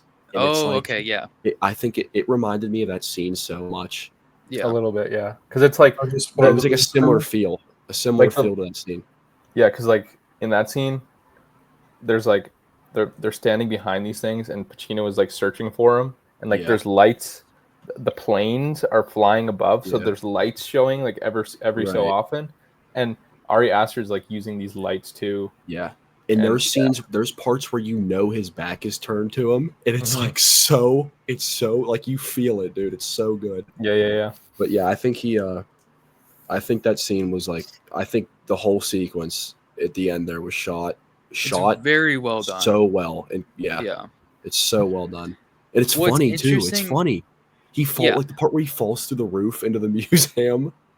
Well, I thought of whenever he gets stabbed in the head, I was like, oh, this is like a Wes Anderson thing. Like he's doing like a Wes Anderson gag right here, where like it just like cuts to like like the very like top of the shot where he just.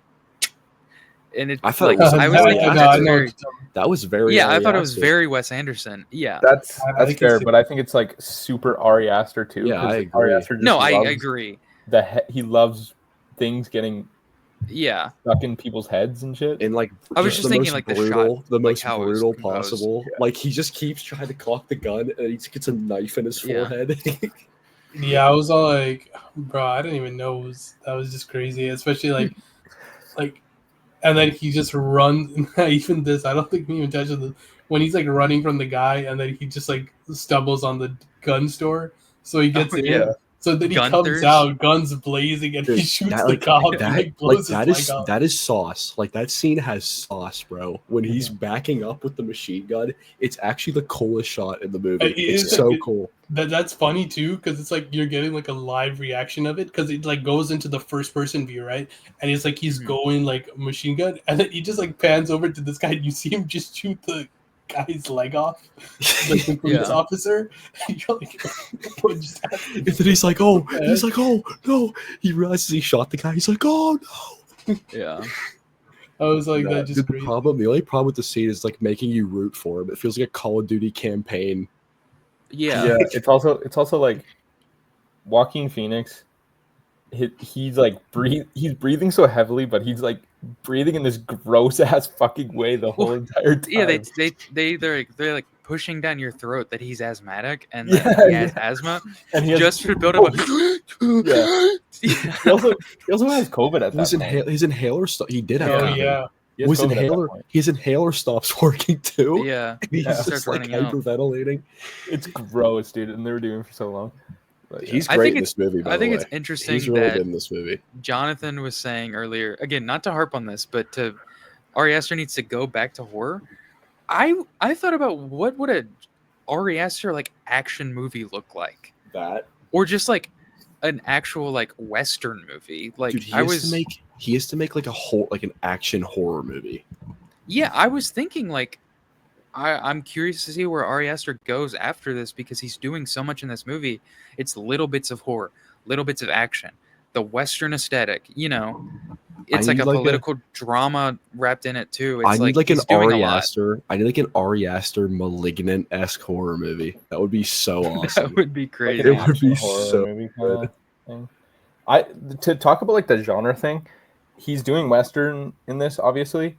And Mhm. like I just want to point out this one scene where he really goes like spaghetti Western, where it's like maybe it's when it's at the beginning of the movie where Ted calls up Joe and he's like, I'm outside your police station. Oh yeah, And then Joe comes outside, and it's just a shot of his gun in his holster, walking up with the cowboy hat on, and then they just kind of have a standoff. 6 feet. And then he it was goes, stand up. Yeah, and they're like 6 feet apart. It's like perfect. It's perfect wet spaghetti Western. And Mm-hmm. you know, I thought that was kind of interesting because everything is so modernized and yeah. yeah. I thought that was like No, it's a I cool thought that take. was Pedro Pascal's like best acted scene in the movie. I didn't Yeah. love him in it, but I thought that scene he was like really good. Yeah, I think Yeah. he's really good in that scene. what are some other funny moments you guys like? Dude, the whole movie was. I thought the whole movie was funny. We I didn't thought, like, at talk the about beginning- this. Oh, you go ahead. Oh no, go. I thought it was like the scene was funny at the beginning where he's in his car and they drive up to him. They're like, "Put your mask on," and he's Oh, just sitting yeah. in his car by himself. And he puts it on, and the second they drive away, he tries to talk, and he's like, he just rips it off his face. He's Well, I like how the other officer in the other car was just like, he's not even wearing the mask right, and Joaquin's like, it's not even on his fucking nose. Yeah. Yeah. Those two little cops are like cartoon cops. It's so funny. Yeah. Yeah. But I also, bringing it back to like the COVID stuff, it's like a lot of people just didn't wear their masks right, and it's like even in this movie, it was pissing me off that everyone was like not wearing their mask right, except for like Pedro Pascal. But even then, like he would just like take it off. Yeah. Even like the political activists, like people, they would just have their mask like right here, or just Yeah. like barely have them on. dude, everybody Which is did true. that. Everybody true. did that. It's like this. Yeah. It goes back to like the performative point, and it's like there's this one scene I remember where Brian, the Kyle Rittenhouse guy, he's walking down the street, and Joe Cross gets out of his car, and Brian's like, no mask or something, while Brian's mask is like It's like on his dangling. chin. Yeah. Yeah. It's like what? And he's Like, like has you know, like it's a everyone's fucking like joint with him. virtue signaling everywhere, everything, yeah. No, what I think is really funny is all the internet stuff obviously Austin Butler's character is just like the like most wild extreme version of like a internet conspiracy theorist, and like the conspiracy aspect of this movie is really funny because it's like you'll just have people talk about like 9/11, which is not even relevant to anything that's going on, but it's like everyone was a conspiracy theorist, at this point because they were so chronically online. But what I thought was really funny was whenever it's not like a laugh out loud moment, it's just such a ridiculous scene. It's whenever Joaquin Phoenix is giving the speech at the Greek Mexican fusion restaurant, and he's making the video, and everyone is just there, just eating. They're just eating and listening to him talk about how his wife was like sexually assaulted. No, that scene was crazy. He's like Ted. He's like Ted molested my wife. They all look at him. They're just like nobody reacts. They just look at him like he's crazy. They just pick up the fork again. It's so funny. Yeah. There's another funny thing that just one little scene that kind of happens in the beginning where it's like they're in the grocery store and there's that one dude who doesn't want to put on his mask, right? Yeah. And he's like at the till or whatever, and then they kick that guy out, and then everyone in the store starts clapping. That is the funniest. It's so funny. It's so specific. It's such a specific thing, and it's so funny because it's so true and it's so real. I don't even know if this has ever happened to me at that point in time, but I just know that it is something that would happen though. The clapping is so ridiculous. It's so honest and real. It's hilarious. But I don't know, I wanted to say another too. Scene, you go ahead. You know how there's like two scenes in this movie where it's like people are doing way too much for this whole the part where he's driving through the town with like the megaphone and Ted's son comes up and he's like, nobody's out here. Like, what are you doing?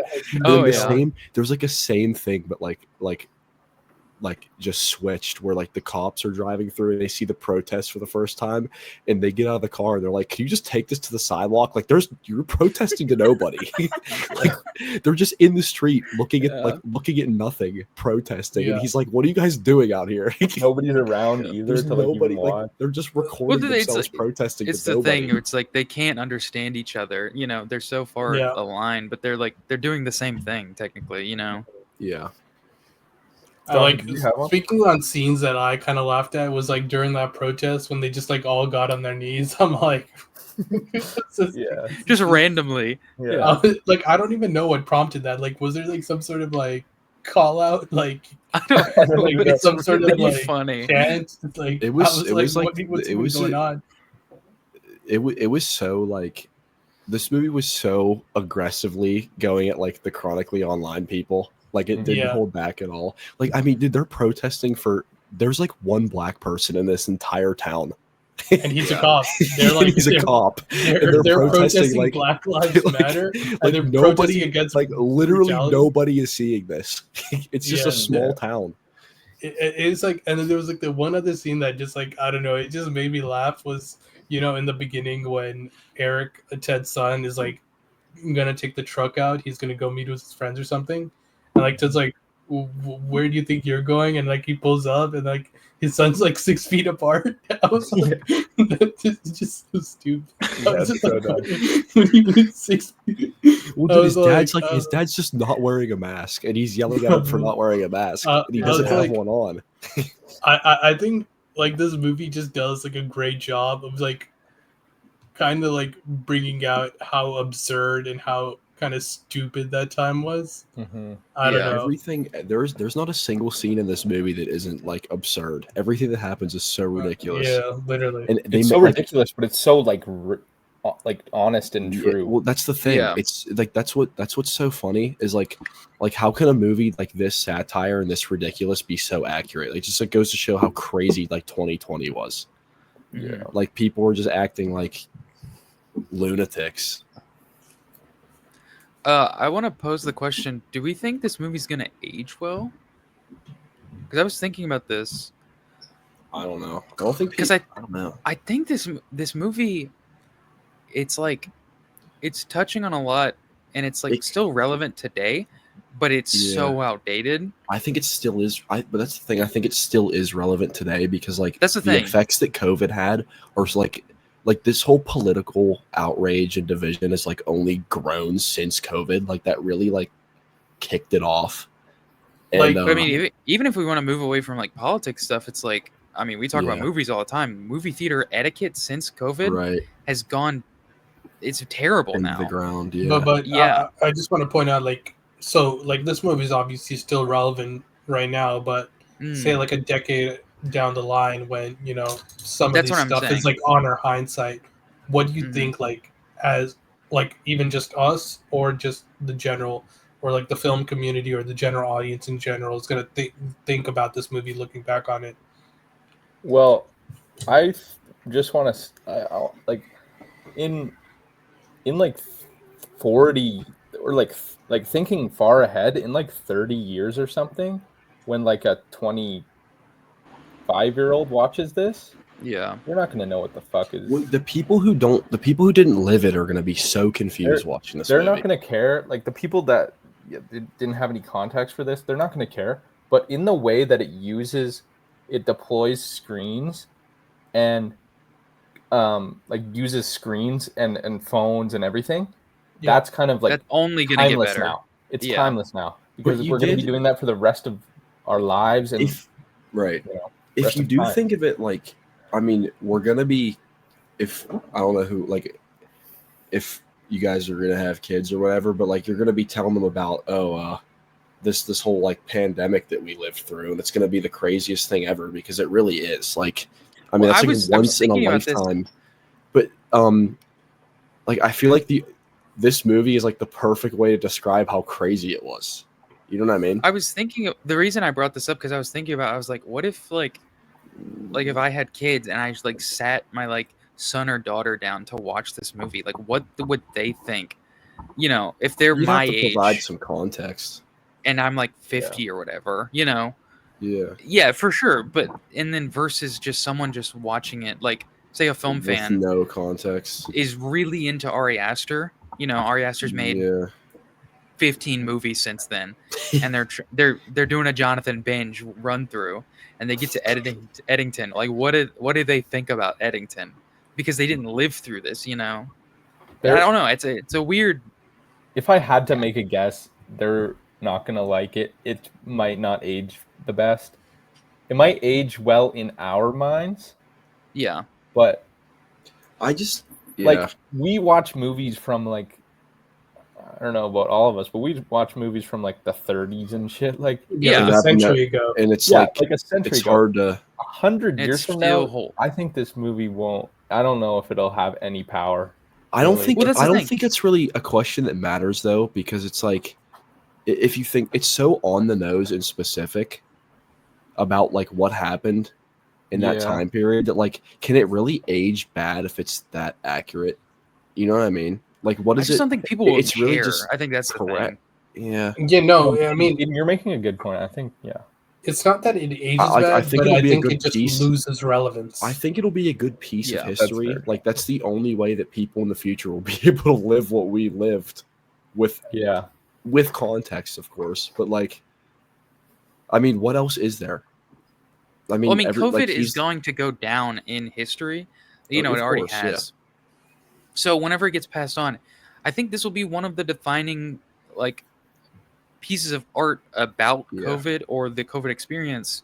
Even though it released 5 years after, just 100% crazy. because it tackles it so On the on. nose. Yeah. Yeah. I think like I'm So, probably going to be recommending this 1000%. movie to people who didn't live through COVID. Like, Yeah, like, I don't you know. want to see That's how crazy. nuts it was. Like, you want to see Yeah. what was actually happening. In like 30 years. You want to see Joaquin Phoenix kill people with a machine gun. Yeah. I don't know. I also think that I was thinking about this too. It's insane that like Ari Aster is the most annoying person alive. Like 100% one of like it's insane to me. This movie, okay, I think this movie rides a very fine line of being like like brilliant and stupid. And like Ari Aster is so annoying with like he's always had a bit of like pretension in it, like his movies of like thinking he's like higher. But this movie is just kind of like a next step, and I think if you're on his wavelength, you'll mess with it. If you're not, you will find it extremely annoying. I don't think he is trying to be like all high and mighty though.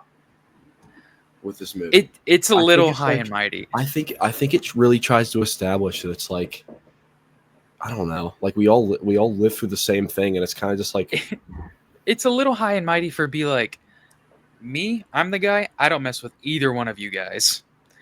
Yeah, It's like this is my movie, it works for me. It works for me. I just don't have a problem with it because funny. I just don't have a problem with it because I think he has like a very valid perspective on COVID. Sure. I think. Well, I watched this interview, and I think he said he could have put more little niche communities, like online communities, in the movie to like obviously take stabs at and like stuff like that. So I think just by virtue of like him being super online, he's so chronically and, like, online, Twitter freak. Yeah, that's kind of annoying. It is really annoying. Yeah, it kind of also it's like nobody's innocent. But it works. Yeah, you know what I mean? Sure, yeah. But dude, I also want to say no wonder Can hated this movie. Yeah. But I think it's so funny to think about him bringing this to the studios like after COVID is done and just being like guys, this is my new movie. And it's like, what the fuck are you on about? You know, it's really funny to think about that he was just like bringing this to like studio execs and like the most like famous people ever with like Emma Stone, Joaquin Phoenix, Pedro Pascal, and be like, you're gonna be in my annoying ass fucking COVID movie. I don't know. But I feel I don't know how Pedro Pascal read this script and agreed to be in the movie.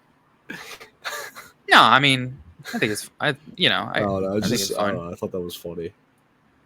I don't know. Would you say that like I don't know, Pedro? I think he's choosing some interesting projects. He's kind of like all over the place. He's in like 5 movies this year. Yeah, it's Pedro's weird because like he's good and he's picking interesting roles, but then again he's also picking like slop franchise stuff. You know, I don't think he's picking like. I mean, like he was in like Freaky Tales, which is like an original movie. Sure, he was in Materialist. Eddington's Materialist original movie. Like, but he's picking stuff, but he's also tied down to Last of Us, and now he's tied down to the MCU. You know, is he tied down to Last of Us? Yeah, they have another season going on. Listen, I didn't watch it. He's not tied down. Listen, I didn't watch it or anything. Right. But like, isn't he like? Right. Yes. Yeah. I could have. My bad. Yes. Yeah. Yes. Not tied down. But no, I actually did play the game too. I don't know why I said that, but I think what I was saying more is that he's picking franchise stuff too, and like not being tied down. I think he's proving that he can do it though. Like he's a busy dude, and he's doing like everything right now. But no, he can do it all.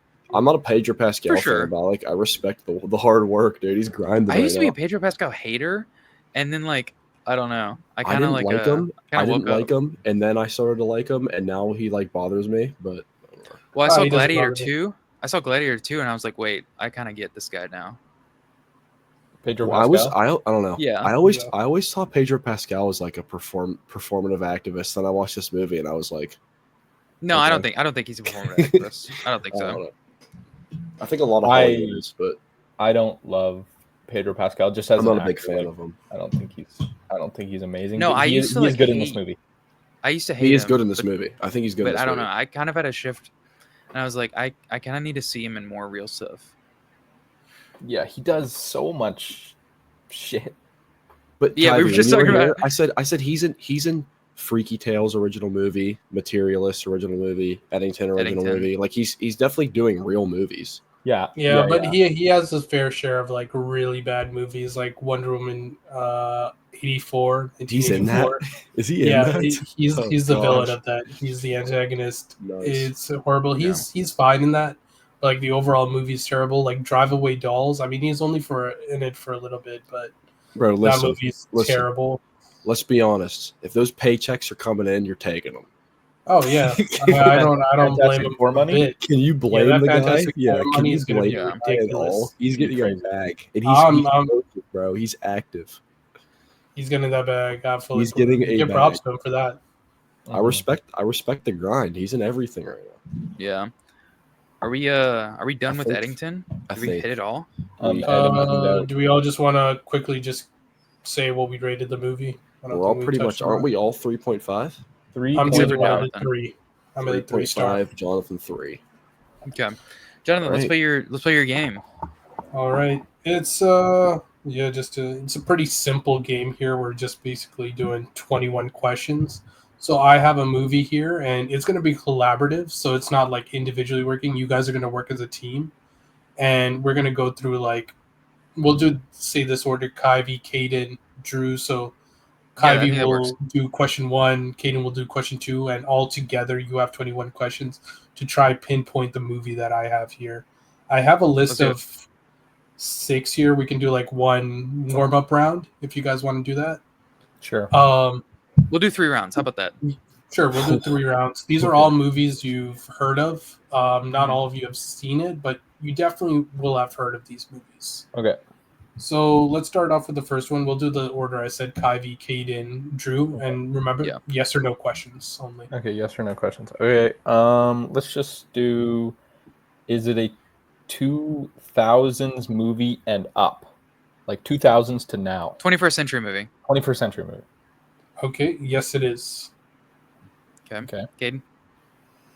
I got to think about what's a smart question here. Is it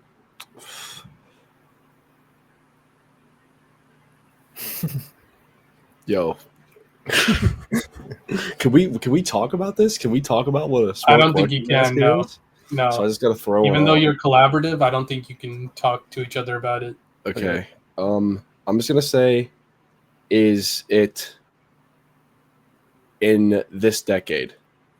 So the 2020s. Yeah. 2020s. No, it's not. Okay. Is it in the 2010s? Yep. Yes, it is. We need to count these questions too. I'm counting them. That was 3 questions down. Yep. 2010s movie. Okay. Is it by? Actually, no.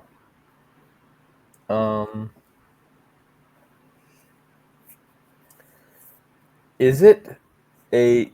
This might be dumb. I can't think of anything else. Is it like a highly regarded movie, like a 4.0 or higher on Letterboxd? On Letterboxd? Yeah. Is it a 4.0 or higher? No. That's a high number. That's a high number. I'd say like. Define. You give me what you think is a high number. I'll say yes or no to that. Okay. What, like 3.8? Is that 3.8? I think that's good. 3.8. Okay. Is it 3.8 or higher? Is that the question? Yeah. No. Okay. I might just try and like get a genre off the board. Is this a sci-fi movie? I'm doing this off the top 2 build genres on Letterboxd, and it is not a sci-fi. Okay. Okay. Is this by a acclaimed director? I would say so. Yes. Yes. Okay. Okay. Does I don't. We can't help.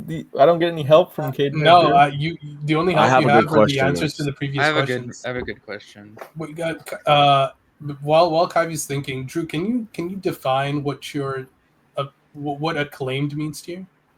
Like, is it a well-known director? Yes. Yeah. It's yes. Okay. Okay. I didn't. Okay. I mean, it could be like a one-off movie, you know. Okay, I mean, maybe it could have been like After Sun, you know. I might get specific here. Mid. Okay. After mid. Is it a movie? Is it a movie by one of any of these guys? Quentin Tarantino, David Fincher, Steven Spielberg, or Tim Burton? I don't know. I'm fine. Listen, I'm That's fine with crazy. that. I'm fine with that question. The answer is no. Oh, Okay. Who's off the board here? I thought you were Who's gonna off the pick board Nolan. here? I'm I taking don't- notes. I'm taking I notes. mean, Kuyve, you remember them. He said Tarantino. He said Tarantino, Spielberg. Spielberg, Fincher and Tim Tim Burton. Burton. Tim Burton. You should have said Okay, Kevin Costner okay. at that point. Okay. JCS. Do one of us do at least? Okay, actually. Have I seen this movie? Oh, come on.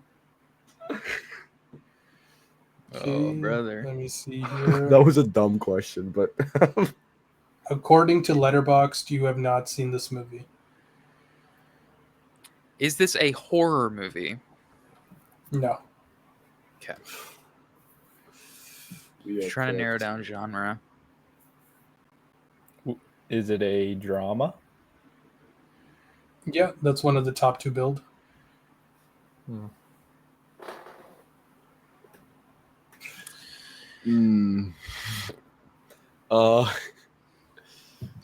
Dude, I want to find out who's seen this movie. That's like, does Drew or Kuyve rate it a 3.5 or higher?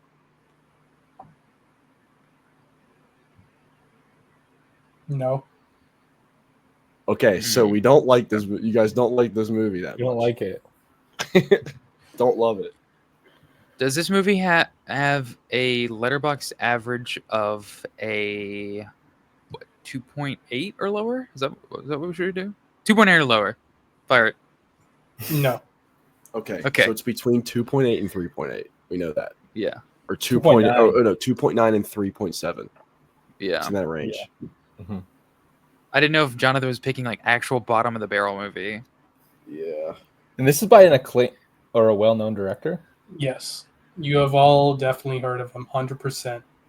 And me and Drew are 3.5 or Oh, lower. he slipped up. Him. We know it's a guy. Let's go. No. I mean, it's a yes or no question. I'm just saying no to whatever yours is. I mean, I'm just repeating the answer I said. Okay, but I'm just trying to like from our past questions. Caden, it was like Caden said 3.5 or higher. No. From Okay, you okay. guys. okay. But we don't know who's seen it. We just know I haven't seen it. Is it 2015 to 2019? Yes. Good answer. Thinking of Family Feud. Y'all can't be checking your letterbox either. I'm not, bro. I'm Yeah, here. right. I'm locked. I don't know about Caden, but Dude, I don't know what to ask. oh wait, what was you? What did he say? To 2015 to 2019? Yes, he No. said yeah. 15 to Okay. 2019. Yes. Okay.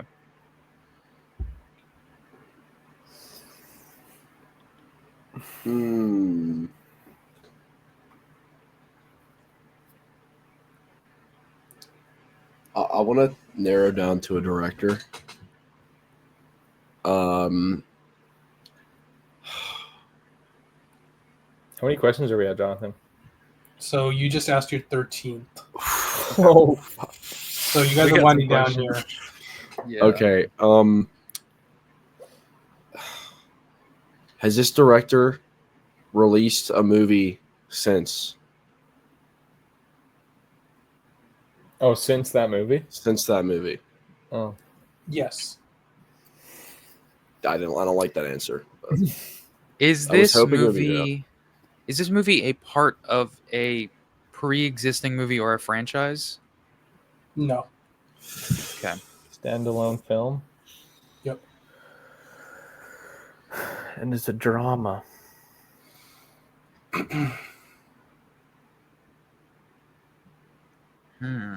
Yeah, I think if you get the director, it'll fall into place. I don't think you're going to get it any other way, I think. in my opinion. This was question 15, so Okay. I think let's target the director then. Let's go Okay. for director. Is it one of these guys? I like this. This is a good way of doing this. Is it I one like of this. these guys? Okay. Is it Kevin Is it- Costner. no? JCS. M. Night Shyamalan. M. Night Shyamalan.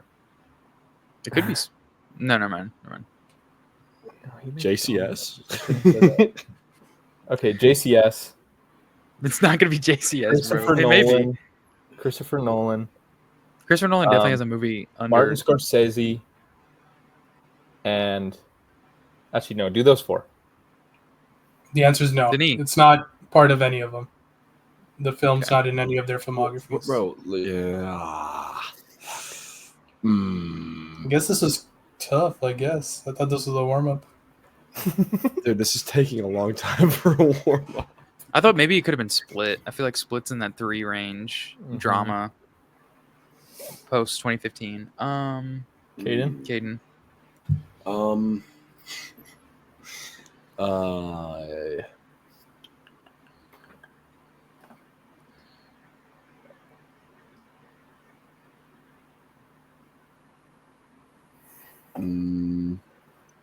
does the director have a movie?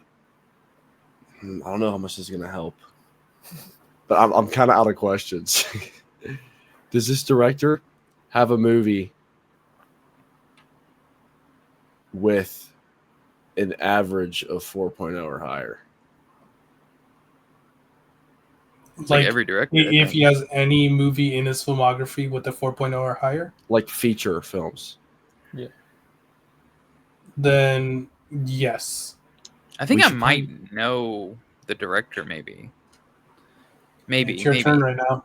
This is I going know. to be the Throw out a 18th couple question. director names. Pull a Kuyve question. I'm trying to think of 2 more. We already said all the main guys. There's one. Jonathan, can I There's- help Drew with some directors? Yeah. Okay, Kuyve. Sure, you might be able to Kuyve, toss the him one to- guy I was thinking about was Danny Boyle. Ooh. Okay. Because Danny just- Boyle has made all kinds of movies, and it's like he's made movies that are 4.0. He's also made movies that are like middle of the road, you know. Yeah. Should Boyle. we- I was thinking Mangold. That's a good one. Kind of like people just with so varied filmographies. I mean, we never crossed off Denis.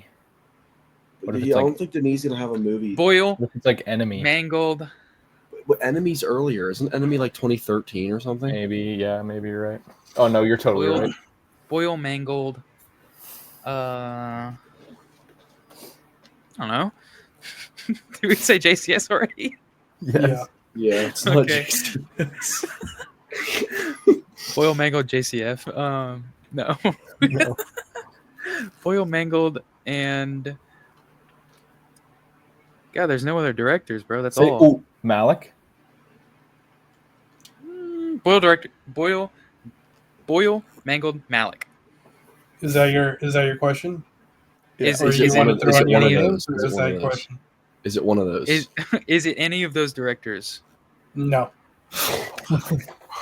I was thinking for some reason I was thinking it was Yesterday, the Danny Boyle Bro, movie. we are so So this close. is our last round, basically. I mean, our last run through a question is going to be Kuyve, Caden, and then Drew is going to have the final question here. I'm pretty I'm sure. off a sniper, Unless bro. you guys want to just throw out guesses here.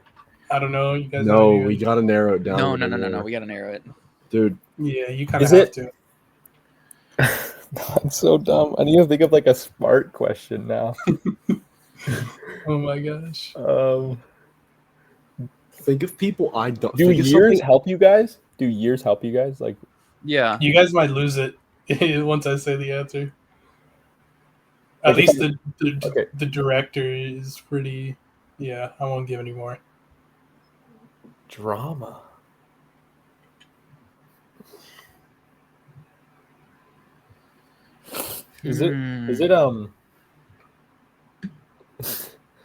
Is it 2015, 2016?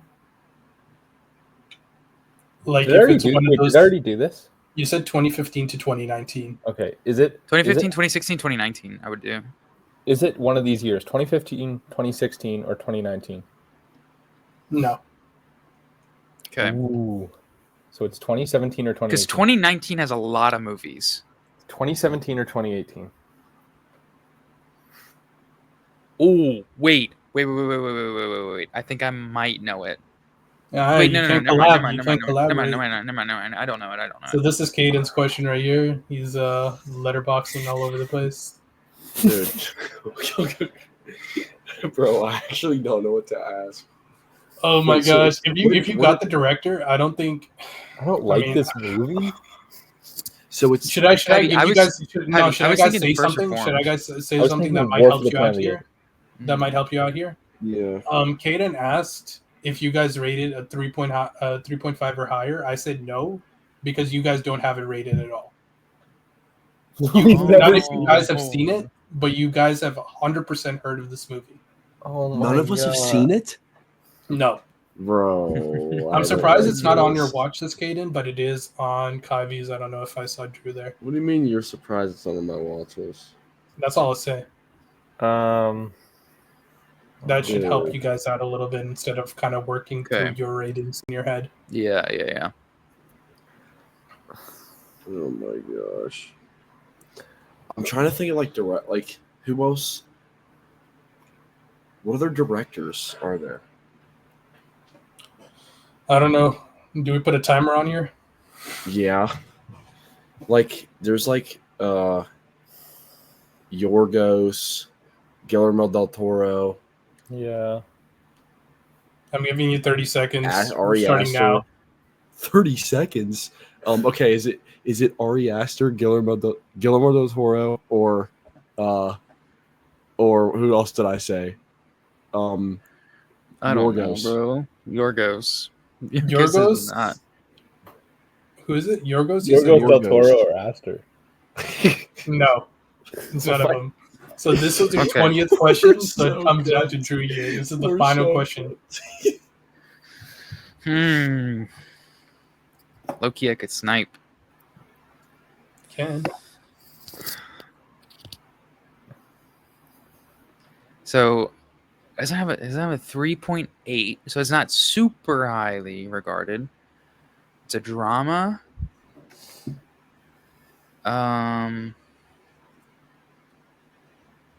Okay, can I ask one question? Not to you, but to my my fellow members. I'll allow one. Okay. I'm thinking of a movie. I don't know if it was released. I don't know when this movie was released. I was thinking of 12 Years a Slave. No, that's like early 20. No, that's earlier. It's like 2011 or something. I thought that was 12? okay. No, Okay. That's not 2015. I was thinking it was gonna be highly rated, but it was gonna be like a 3.4 or 5. Drama.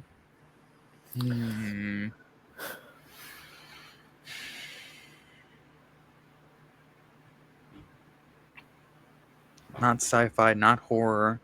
You should just like wait. Are you gonna try to guess right now? It's our last Ask question. me for a It's our last point, question. for a point. What I'll do is if you don't get it, we can still continue playing to see, a couple Dude, questions. we see how long need it to takes you roll. guess, We need to start rolling. or we can just move on to the next movie. Move on to the next movie, bro. Yeah, let's just move on to the next one. Tell us what it You want is. to just take out a shot? Yeah, I'm just gonna snipe it. Let's do David Ayer's Fury. Ooh. I've seen that movie. Unfortunately, I that like- was not the movie. Ah. The movie was Damien Chazelle's First Man. Damien Chazelle, bro, come on, That's man. not on my watch list. That's definitely on my watch list. I don't know. I didn't see it on your watch list. See, for one of my next questions, I was thinking of doing like the director's thing, but for movie stars. Jonathan, you lied to me. It's on my watch list. Hey, bro. Liar.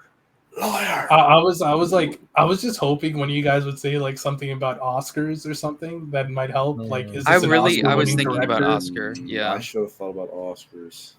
But yeah, that did not happen. already The did. next one. Let's do one more round. We're running a little late. We'll just do one more. Yeah, let's do one more round. Let me. One more, and then we'll like briefly touch on the news. We'll like run through it because it's already getting late. Yeah. I don't know if Drew's heard of. I feel like Drew's probably heard of this movie. Oh gosh. If I've ever heard of it. Yeah, I'm gonna go with this one. I think you guys have heard of it. So yeah, I got the movie ready. So we know we haven't seen it. Okay, this time, Caden, you start. And we'll go in the same direction. Okay.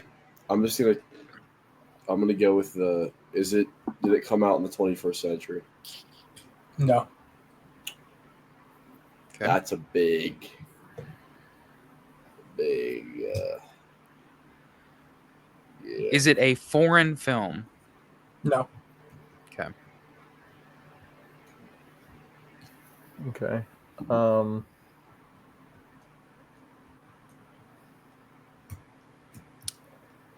Okay, I also want a clarifying question. Foreign, I don't mean a Canadian movie, Jonathan. Yeah, just not in the English language. Okay. I didn't want you to try to twist it and be like, Yeah, "Whoa, it's a Canadian movie. It's not movie foreign." that is in the English language. Okay, English language movie. Okay. Okay. Is it a genre movie? Like it is. Is it an action? It's a genre picture. Horror. No. Sci-fi. Fantasy, sci-fi. Is it a genre movie? No. Okay.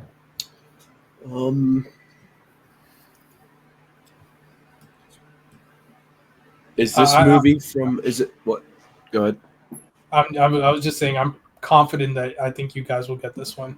Is this movie from a acclaimed director? Yes. That didn't help us much the last time. Is this movie from the 1990s? Yes, it is. Okay. 90s. All right. Okay, we've done a 90s. We've done a 90s thing. Yes. But that was Who are the acclaimed directors of the 90s? Fincher, Mann, Lynch, Scorsese. Cameron. I'm just thinking about Tarantino, Spielberg. I'm just thinking about people who are on our list. Yeah. I mean, Cure, that's foreign. Perfect Blue is foreign. He's not going to pick a fucking Gus Van Sant movie, I don't think. I mean, we can add him. But, yeah, I think that's the main hitters. Okay. Maybe like a Verhoeven, maybe a, I don't know. Okay. Well, W.S. Anderson? Clarify, Jonathan, were you looping in stuff like thrillers when I said genre movies? Because like a thriller is definitely This does not count as a question. No, it doesn't. Not really. Not really. Okay, good. Okay, Drew okay. makes the rules. Okay. This does not count as a question. Bro, I didn't want Jonathan scamming I'm us, gonna do bro. this. I'm gonna do the stupid directors thing again. Fincher? Spielberg? No, Fincher makes genre movies. So Spielberg. What would you say? Would you say Yeah, Seven's a he makes- Fincher? Yeah, it's just a crime thriller. I would. Okay, fair. Spielberg. Who are the guys, Drew? Tarantino, Spielberg, Fincher, Lynch, Gus Van Sant, people who are on our list. Okay, Jonathan, is it a Spielberg, Lynch, Tarantino, Fincher movie? No. Okay. We're so good. Okay. We're so good. Dude, we must just keep playing the director game and hope we hit. I'm gonna start thinking. I'm gonna start thinking letterbox ratings again.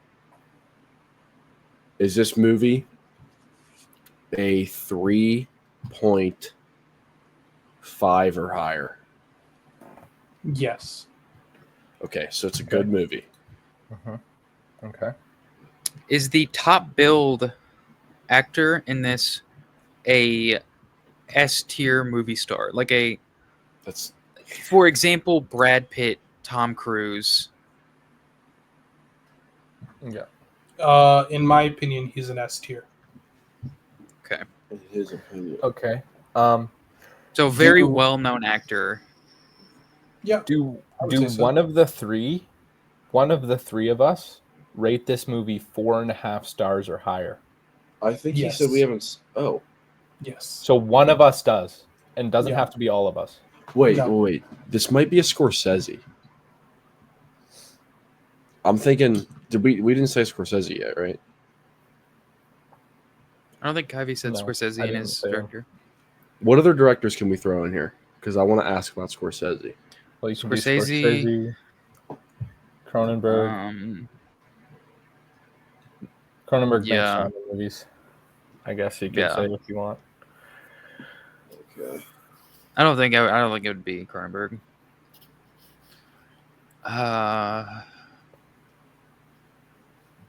I guess Scorsese. Michael Mann. Michael Mann. Yeah. Like Zemeckis. Oh, yeah, it's kind of a good question. Shout out. Okay, yeah. Is this a Michael Mann, Martin Zemeckis. Scorsese, or Robert Zemeckis movie? Yes, it is. Oh, bang! We're in, baby. Okay. We're in. Okay. Okay, wait. Um, One of us what rates movies? this 4.5 stars or higher. Okay, I'm trying to I think. I don't have any Scorsese. 4.5. I only have one Scorsese, but it's not from the 90s. Rated 4.5. 90s. Michael Mann. There's Scorsese. 2. I don't have a single Robert Zemeckis. Okay, I have. So What on the if it's board right like- now, for me, is Heat and The Insider. Heat, The Insider. Maybe like Cape Fear. Heat, The Insider. No, Cape Fear is a genre movie. That's almost like a horror movie. Okay. It can't be Cape Fear. That's a genre movie. Heat. I think I'm leaning into it being just The Insider, bro. I think it might be. Is Gangs of New York 2000s or is it 90s? 2000s. What are the 90s Scorsese movies? Goodfellas. Cape Fear, Casino. Here. Casino. I haven't seen Casino, and I don't rate Goodfellas. Yeah. Is it my go? The fact that y'all No, are it's- collaborating is crazy right now. It's Drew's go. Dude, come on. Did you see it's a our- collaborative bro. game, bro. It's Did a you see our first collaborative performance, game. bro? We just got fucked out of the ass on the last one. I think y'all are very close. Y'all Drew, are is it gonna your make your way question? here. Or whose question is it? Last one was the. Yeah, I think Caden just asked if Yeah, it Caden. was. Oh, it's my question. It's my question. Yeah, so it's Drew's question. Maybe here. Wait, Okay. how many questions do we have? How many questions are we on? So the 10th question was just asked. So Okay, you guys Drew. are just. We just need to below figure half out which. We just need to figure out which of the 3 directors it is. Okay. Is it a Michael Mann movie? No, it's not. Okay. Okay. It's a Scorsese. It's a Scorsese movie. It's It's not a Scorsese. Zemeckis movie. It's not a Zemeckis movie. It's a Scorsese movie. It's not a Zemeckis. Does it star Robert De Niro? Yes, it does. Oh. Caden, Bang. guess your thing, bro. Guess your movie. Well, dude, I wanted to say Cape Fear, but that's like a crime thriller horror almost. He might not be thinking about that, so I feel like it might be just Cape Fear, bro. Or Casino, or Goodfellas. It could be Casino. It's Casino or Cape Fear. Or Cape Fear. Is this a mafia movie?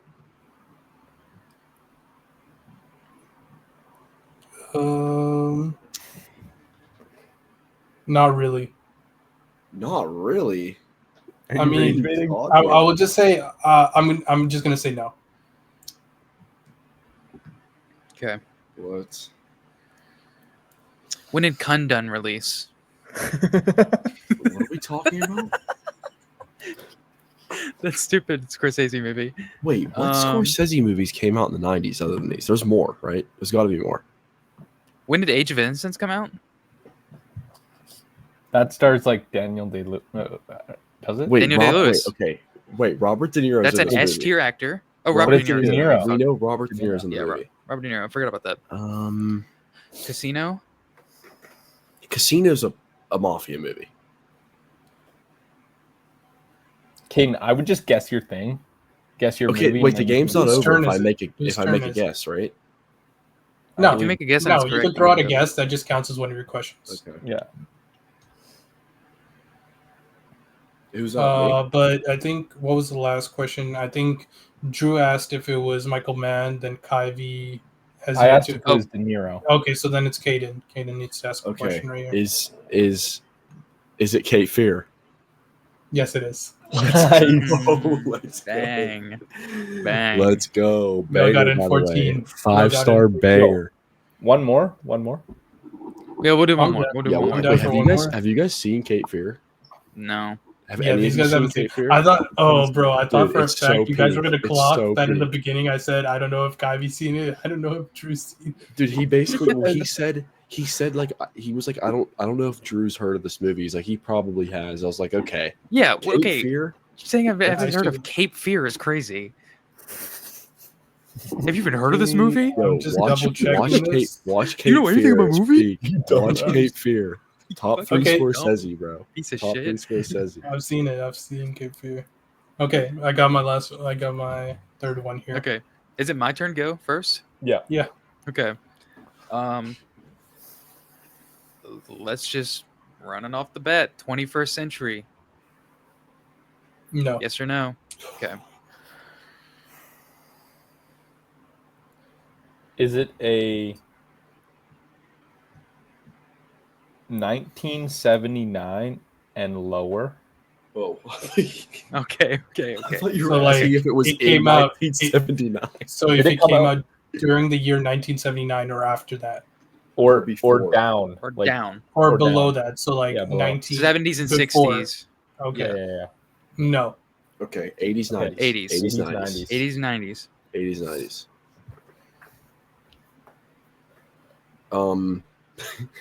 Caden, you could just rip 80s or 90s. Is this an 80s movie? No. 90s. again? 90s movie. Yeah, I think we're good at the 90s. I think we're good at the Okay. 90s.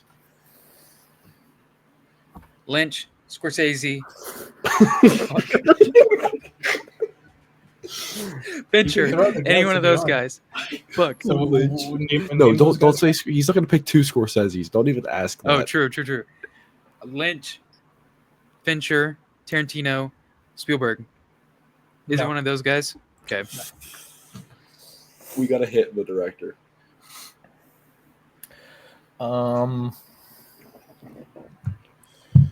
Does it have any of these actors in it? Whoa. Banger meta. De Banger Niro? meta. De Niro, Pacino,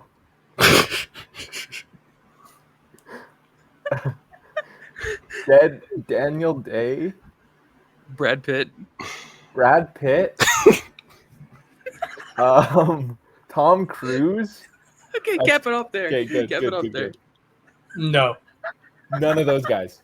Come None of on. those guys. Okay. No. Yo, the new meta dropped. Is Willem Dafoe in this movie? That's not my question. No, don't answer. Don't That's not my answer- don't question. answer That's not my that. question. Oh, okay. Is this a genre movie? Could you like define Okay, genre wait. movies? Okay. Action, It's horror, like- comedy, fantasy, sci-fi. Is that like crime is, as well? Crime as well. Is that like the first build genre? Is that what you're asking? Well, Yes. Is it like First build genre. Or Yeah. is it one of the two build? Like I'm gonna No. trust your judgment. then No, it's like, is it anywhere in that sphere? Like, we're basically asking if it's like, is it a drama or like a is it like a distinctly one of them? Like, is it just a movie or what? Like is it distinctly one of these genres? Is that what you're asking when you're asking me if it's a genre movie? yeah.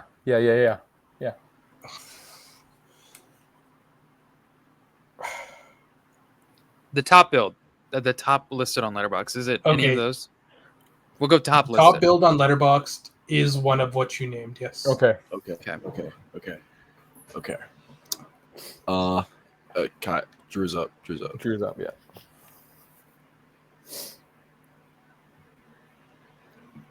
Is this an action movie? No. Fuck. I was thinking Terminator 2. Is this? Do one of us give it 4.5 stars or higher? Ooh. No. Nope. Okay. Okay. Ooh, so it's shit. Is it a horror movie? No. I'm thinking it's got to be like sci-fi. So it's either sci-fi, fantasy, crime. You guys left one out. Sci-fi, You guys fantasy, said- sci-fi, fantasy, crime. didn't say fantasy. We just Maybe I'll named come it. back to you, but you're forgetting one. You guys haven't. We're forgetting one. Okay. Oh, I think I said comedy when I was listening. Oh but- yeah, comedy too. Is that the one we forgot? Whose go is it? I think it's mine. Caden just asked if it was a horror, so it's Yeah. Drew's. Yeah.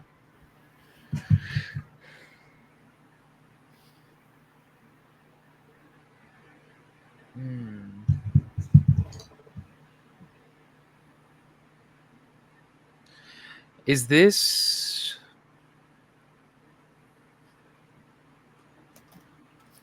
Does this movie have a? No, that's a fucking dumb question. That's a dumb question. That's a fucking stupid, dumb. This guy caught himself. Oh my god, I was gonna ask. Never mind. Oh,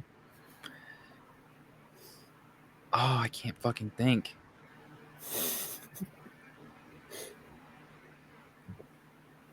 Is this movie a comedy?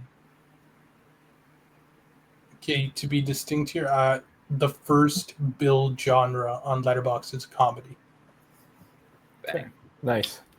Oh. 90s comedy. Ooh, wait, what if it's like Dazed and Confused or something? Ooh. Could be. You might be cocaine. See, okay. I was gonna ask before I fucking said it was stupid. I was gonna ask about ratings, not like PG-13. That's I what was gonna be like, is this an R-rated movie? It likely is if it's a comedy. I mean, it could be like a family movie. It also could be animated. Mm.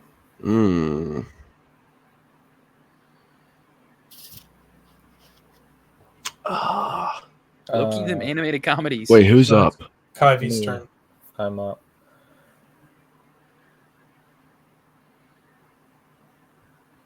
Does this movie have young movie stars in it? Like people that we would see nowadays and be like they're movie stars, but they were like We're 90s young. movie stars? They were like young in this movie. Define movie star. Like just A-list. Like Like Yo Mama Know Him. yeah. my mom's not a good example for this. She doesn't know movie actors like that. Okay, fair. I don't know. For you guys, to be honest, I don't know what it would be, but Okay, new question. Scrap it. Okay, that question sucked.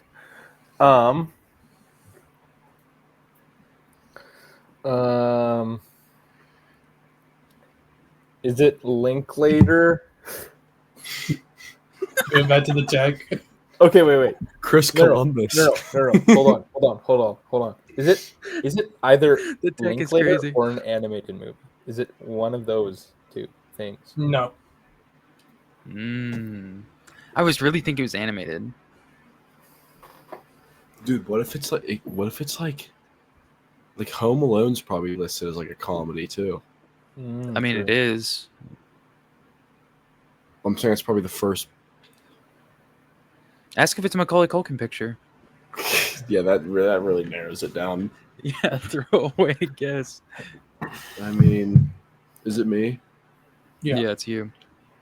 Dude, maybe like do you think I should Is it a holiday movie? No, That didn't help much. I wouldn't say it is. 90s. Dang. Ooh, I actually think I might have a guess. Is romance one of the top 3 genres? According to Letterboxd, there's only 2 genres, and romance is not one of them. Fuck. I was thinking maybe That like actually 10 Things I helped. Hate About You. Yeah, I was thinking 10 Things I Hate About You. Yeah, I was thinking like rom-com.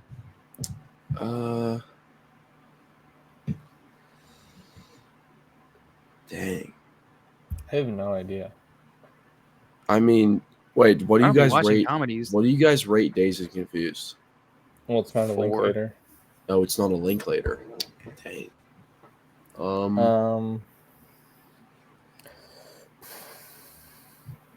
Jonathan, you sure we know this movie? That's not a question. Yeah. At least one of you guys know this question, know this movie 100% because you have it rated. The other of you guys, I'm like 85% sure you've heard of it. Like maybe even 90% sure. I just watched American Pie. Is that have you guys seen that? I think that's 2000s. I think it's 90s. Is it? I haven't seen it, so I thought it was like early 2000s. Oh no, I thought that was 90s. I could be wrong. No, it's definitely 90s. It's definitely 90s. Okay. I don't even know. I don't know comedy like this, dude. I don't know comedy either. What question are we on? Not a question, by the way. So the 13th question was just asked. Okay. Wait, so we need to figure out who, because he made it sound like one of us has this movie rated. Is that what you said? One of us, yes. One of us has. Should we try to said figure at out least, who? At least. Who are some other directors? I don't think. I'm gonna be honest. I Comedy, don't think though, it's a like director. comedy. I don't think we want. I don't think it's a director for comedy. Like, I think I will give you guys some sort of clue when you. Oh no, I have a good question. Who's up? I am up. I have a good question. As I was saying, when you guys think of this movie, I don't think you guys would primarily think of as a comedy. You would. It's like part of it, but it's like I don't think I wouldn't say. I have a good question. Primary Ivy, thing go like ahead. super bad. Okay. Go ahead and fire one. Okay. What Is it like a kind of- Juno? Like a Juno? Yeah. Okay. Juno obviously was not released. Yeah, I think it's but I'm Kuyve's saying. question. Isn't it Kuyve's question? Well, no. I was asking like, It's is it Kuyve's. Juno where it's like a comedy, but you wouldn't really like necessarily think of it as like comedy first? Sure. I mean, I think I get the vibe. I've never seen Juno, so I'm not. Go ahead. Oh, sure okay. on Okay. that. My bad. But maybe I think I know what kind of track you're on. I need to throw out a question. Okay, 95 to 99. Yes. Okay, is this a coming of age movie? Yeah, I would say so. Yeah. Okay, that helps. So coming of age, that's probably what he meant by it not being primarily a comedy. It's probably a coming of age movie. Yeah. What question is this? Dude, So the 15th question was just asked. It might be American Pie. I low key have a guess. It might be American Pie. Sure. I mean, Drew's got to go first. Drew, I low key got a guess. I was gonna say Rushmore. Is that your final guess, or are you gonna guess it? Oh yeah. Just guess it. Fuck it, Rushmore. It was Rushmore. Oh! Boom!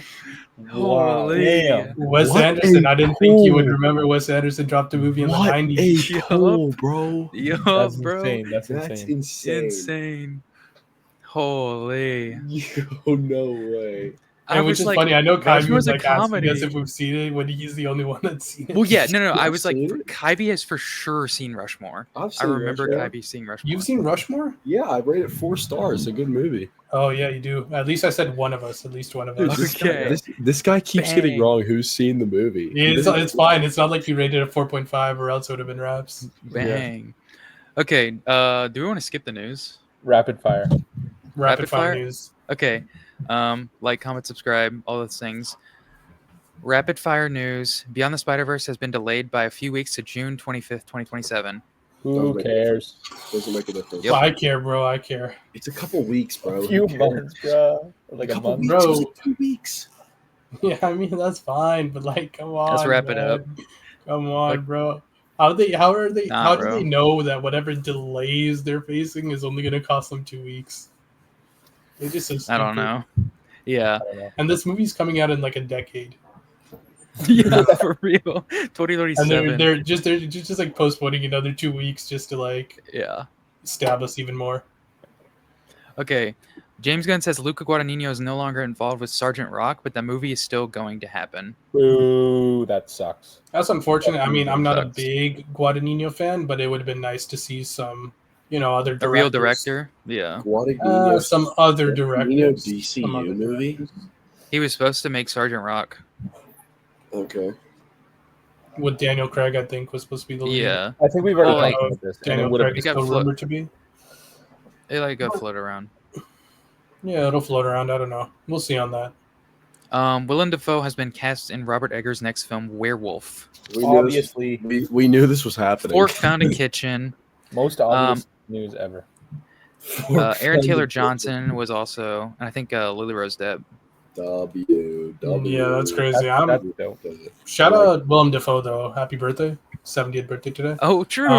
But The day before bro, you- I was really hoping to get some Mads Mikkelsen news for it because he was That's next because- level copium, bro. no because Holy. he was supposed to be part of Nosferatu, right? I think he was supposed to have Willem Dafoe's Okay. role, but Willem Dafoe took it.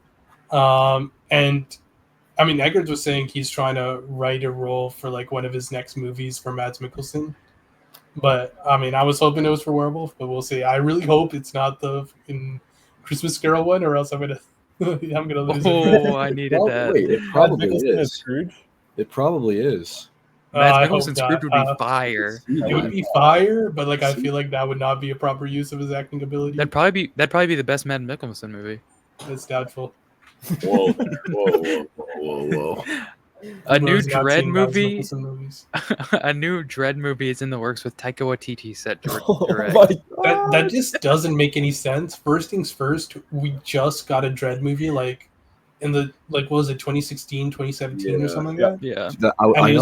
I got a little excited when you said that. You said Taika No. Waititi. And then, Yeah, bro. that movie's good. I like that movie. It has some sauce. It is but, good. like, It is good. I just don't see how Taika Waititi can be Waika? attached to that. Like, I just don't see that. Whitewashing's crazy. That doesn't. That doesn't Taika make sense. Waititi. Yeah, like I just don't see.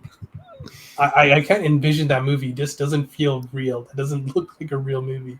Yeah. It'll suck if it comes out. Probably.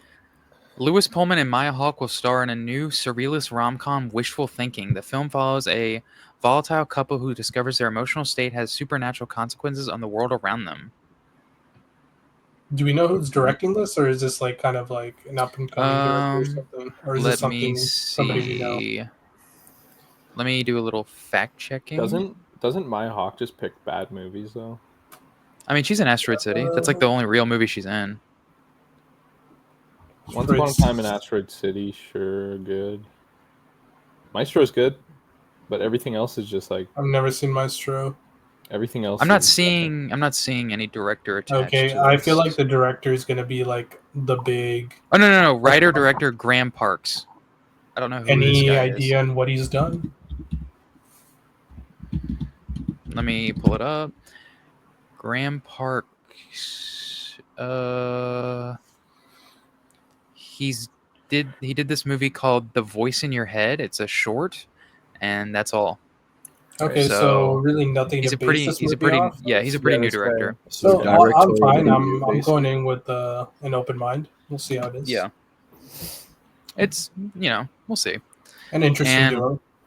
Last piece of news, we're keeping it short. Ryan Gosling and Will Ferrell will star in a new comedy titled Tough Guys. The film follows two goons who are tired of being disposable and break free from the criminal underworld. What happened to Ryan Gosling? What He's the happened, goat. bro? What He's the goat. happened? What is going What on? happened to him? Is this going to be like? Is Does this he have a supposed gambling addiction? Like, what is he doing with his money that he needs to take these know. roles? Bro, is this supposed to be like the unofficial guys trilogy? We got Will Ferrell and the other guys. We got Ryan Gosling and the nice guys, and now we get the tough guys. With both Yeah, of them no, in it? it's I feel ridiculous. like Ryan Reynolds is like taking over Ryan Gosling's body like the symbiote. Like that Yeah, was fucking- literally. Yeah, like It's what ridiculous. was the last like actual movie he was in? Like, Who? you know, what's a First Man? Ryan Could it have been Gosling. First Man? You The nice guy. maybe. The Fall Guy, David Leach banger. Okay. Yeah. All right. Fall Guy. I let's- mean, what is he like? It's He's me. been Fall Guy. He's been in Barbie. He was in. Barbie. He was in The Uh, Gray Man. Like, oh my I God, don't I'm the know. gonna break it Gray down for you Man! guys real quick. Holy shit! All right, And- so okay, this is Ryan Gosling's last movies. All right, so Fall Guy, Barbie, Gray Man. Oh my god! Holy shit, dude! First, and then he was in real movies. It was First Man, Blade Runner 2049, and Song to Song, and La La Land. Yeah, real Okay. movies. So Oh, those that- are A lot so of people. the Gray Man broke him. The Russos broke him. Probably so, dude. They offered Yeah. him like millions of dollars, and he's like, "Oh, I can just do this now." Mhm. Dude, I don't think his new movie looks that bad. It's just the problem is it looks like a Sunshine copy. You mean Project Hail Project- Mary. It Bro, looks looks bad. don't even talk about that trailer because I don't want to know anything. I'm still going through the book right now. Oh, I did looks not bad. watch the trailer. I did not watch the trailer. I or don't think it anything. looks that bad. But what I I- will say, I don't trust Christopher I'm like Miller and Phil almost Lord. halfway done the book, and what I will say, reading more into the book, I'm having less and less confidence in this movie, and also Ryan Gosling in this role. Like I just don't see either of them working out. Sandra Hüller though, banger casting. I feel like that's a banger Well, casting. Jonathan, how do you feel about Lord and Miller to direct it? They're good. I mean, they're fine, but I just don't think what I'm experiencing through this book can be translated that well on screen. That's The movie fair. looks really bad to me. I don't even know what it looks like. To me, it doesn't I look don't know. great either. But It doesn't look no. like the worst movie in the world, but it looks like a bad. It's just like a studio movie like that with Ryan Gosling. I feel like will be likable just because of him. Sure, Like he's got the charm to make it. Yeah, an enjoyable I movie. guess. I don't know. sure. I don't know. All right, that's Yeah. it. That's all the news I Okay. have. What about Fire and Ass? What do we You- even have to You talk want this about, bro? You want this podcast to be like 4 hours? or I'm something? I'm just trolling. I had to rage bait. That's crazy, bro. Wait, when does it come We out? did get Yes, the December. poster. December. We did get the poster today. The poster is the best thing It's ever. so It gave sick. me like full body Little chills. ghost pimples, dude. Okay. Well, It's so awesome. It's so sick. Yeah, it's sick. Okay, all right, wrapping it All right, up. that's it. Yep. Yeah, let's wrap it up. let's wrap it up. It's a long good. episode, bro. All right, I'm This giving might it be my one of our suitcase. longest.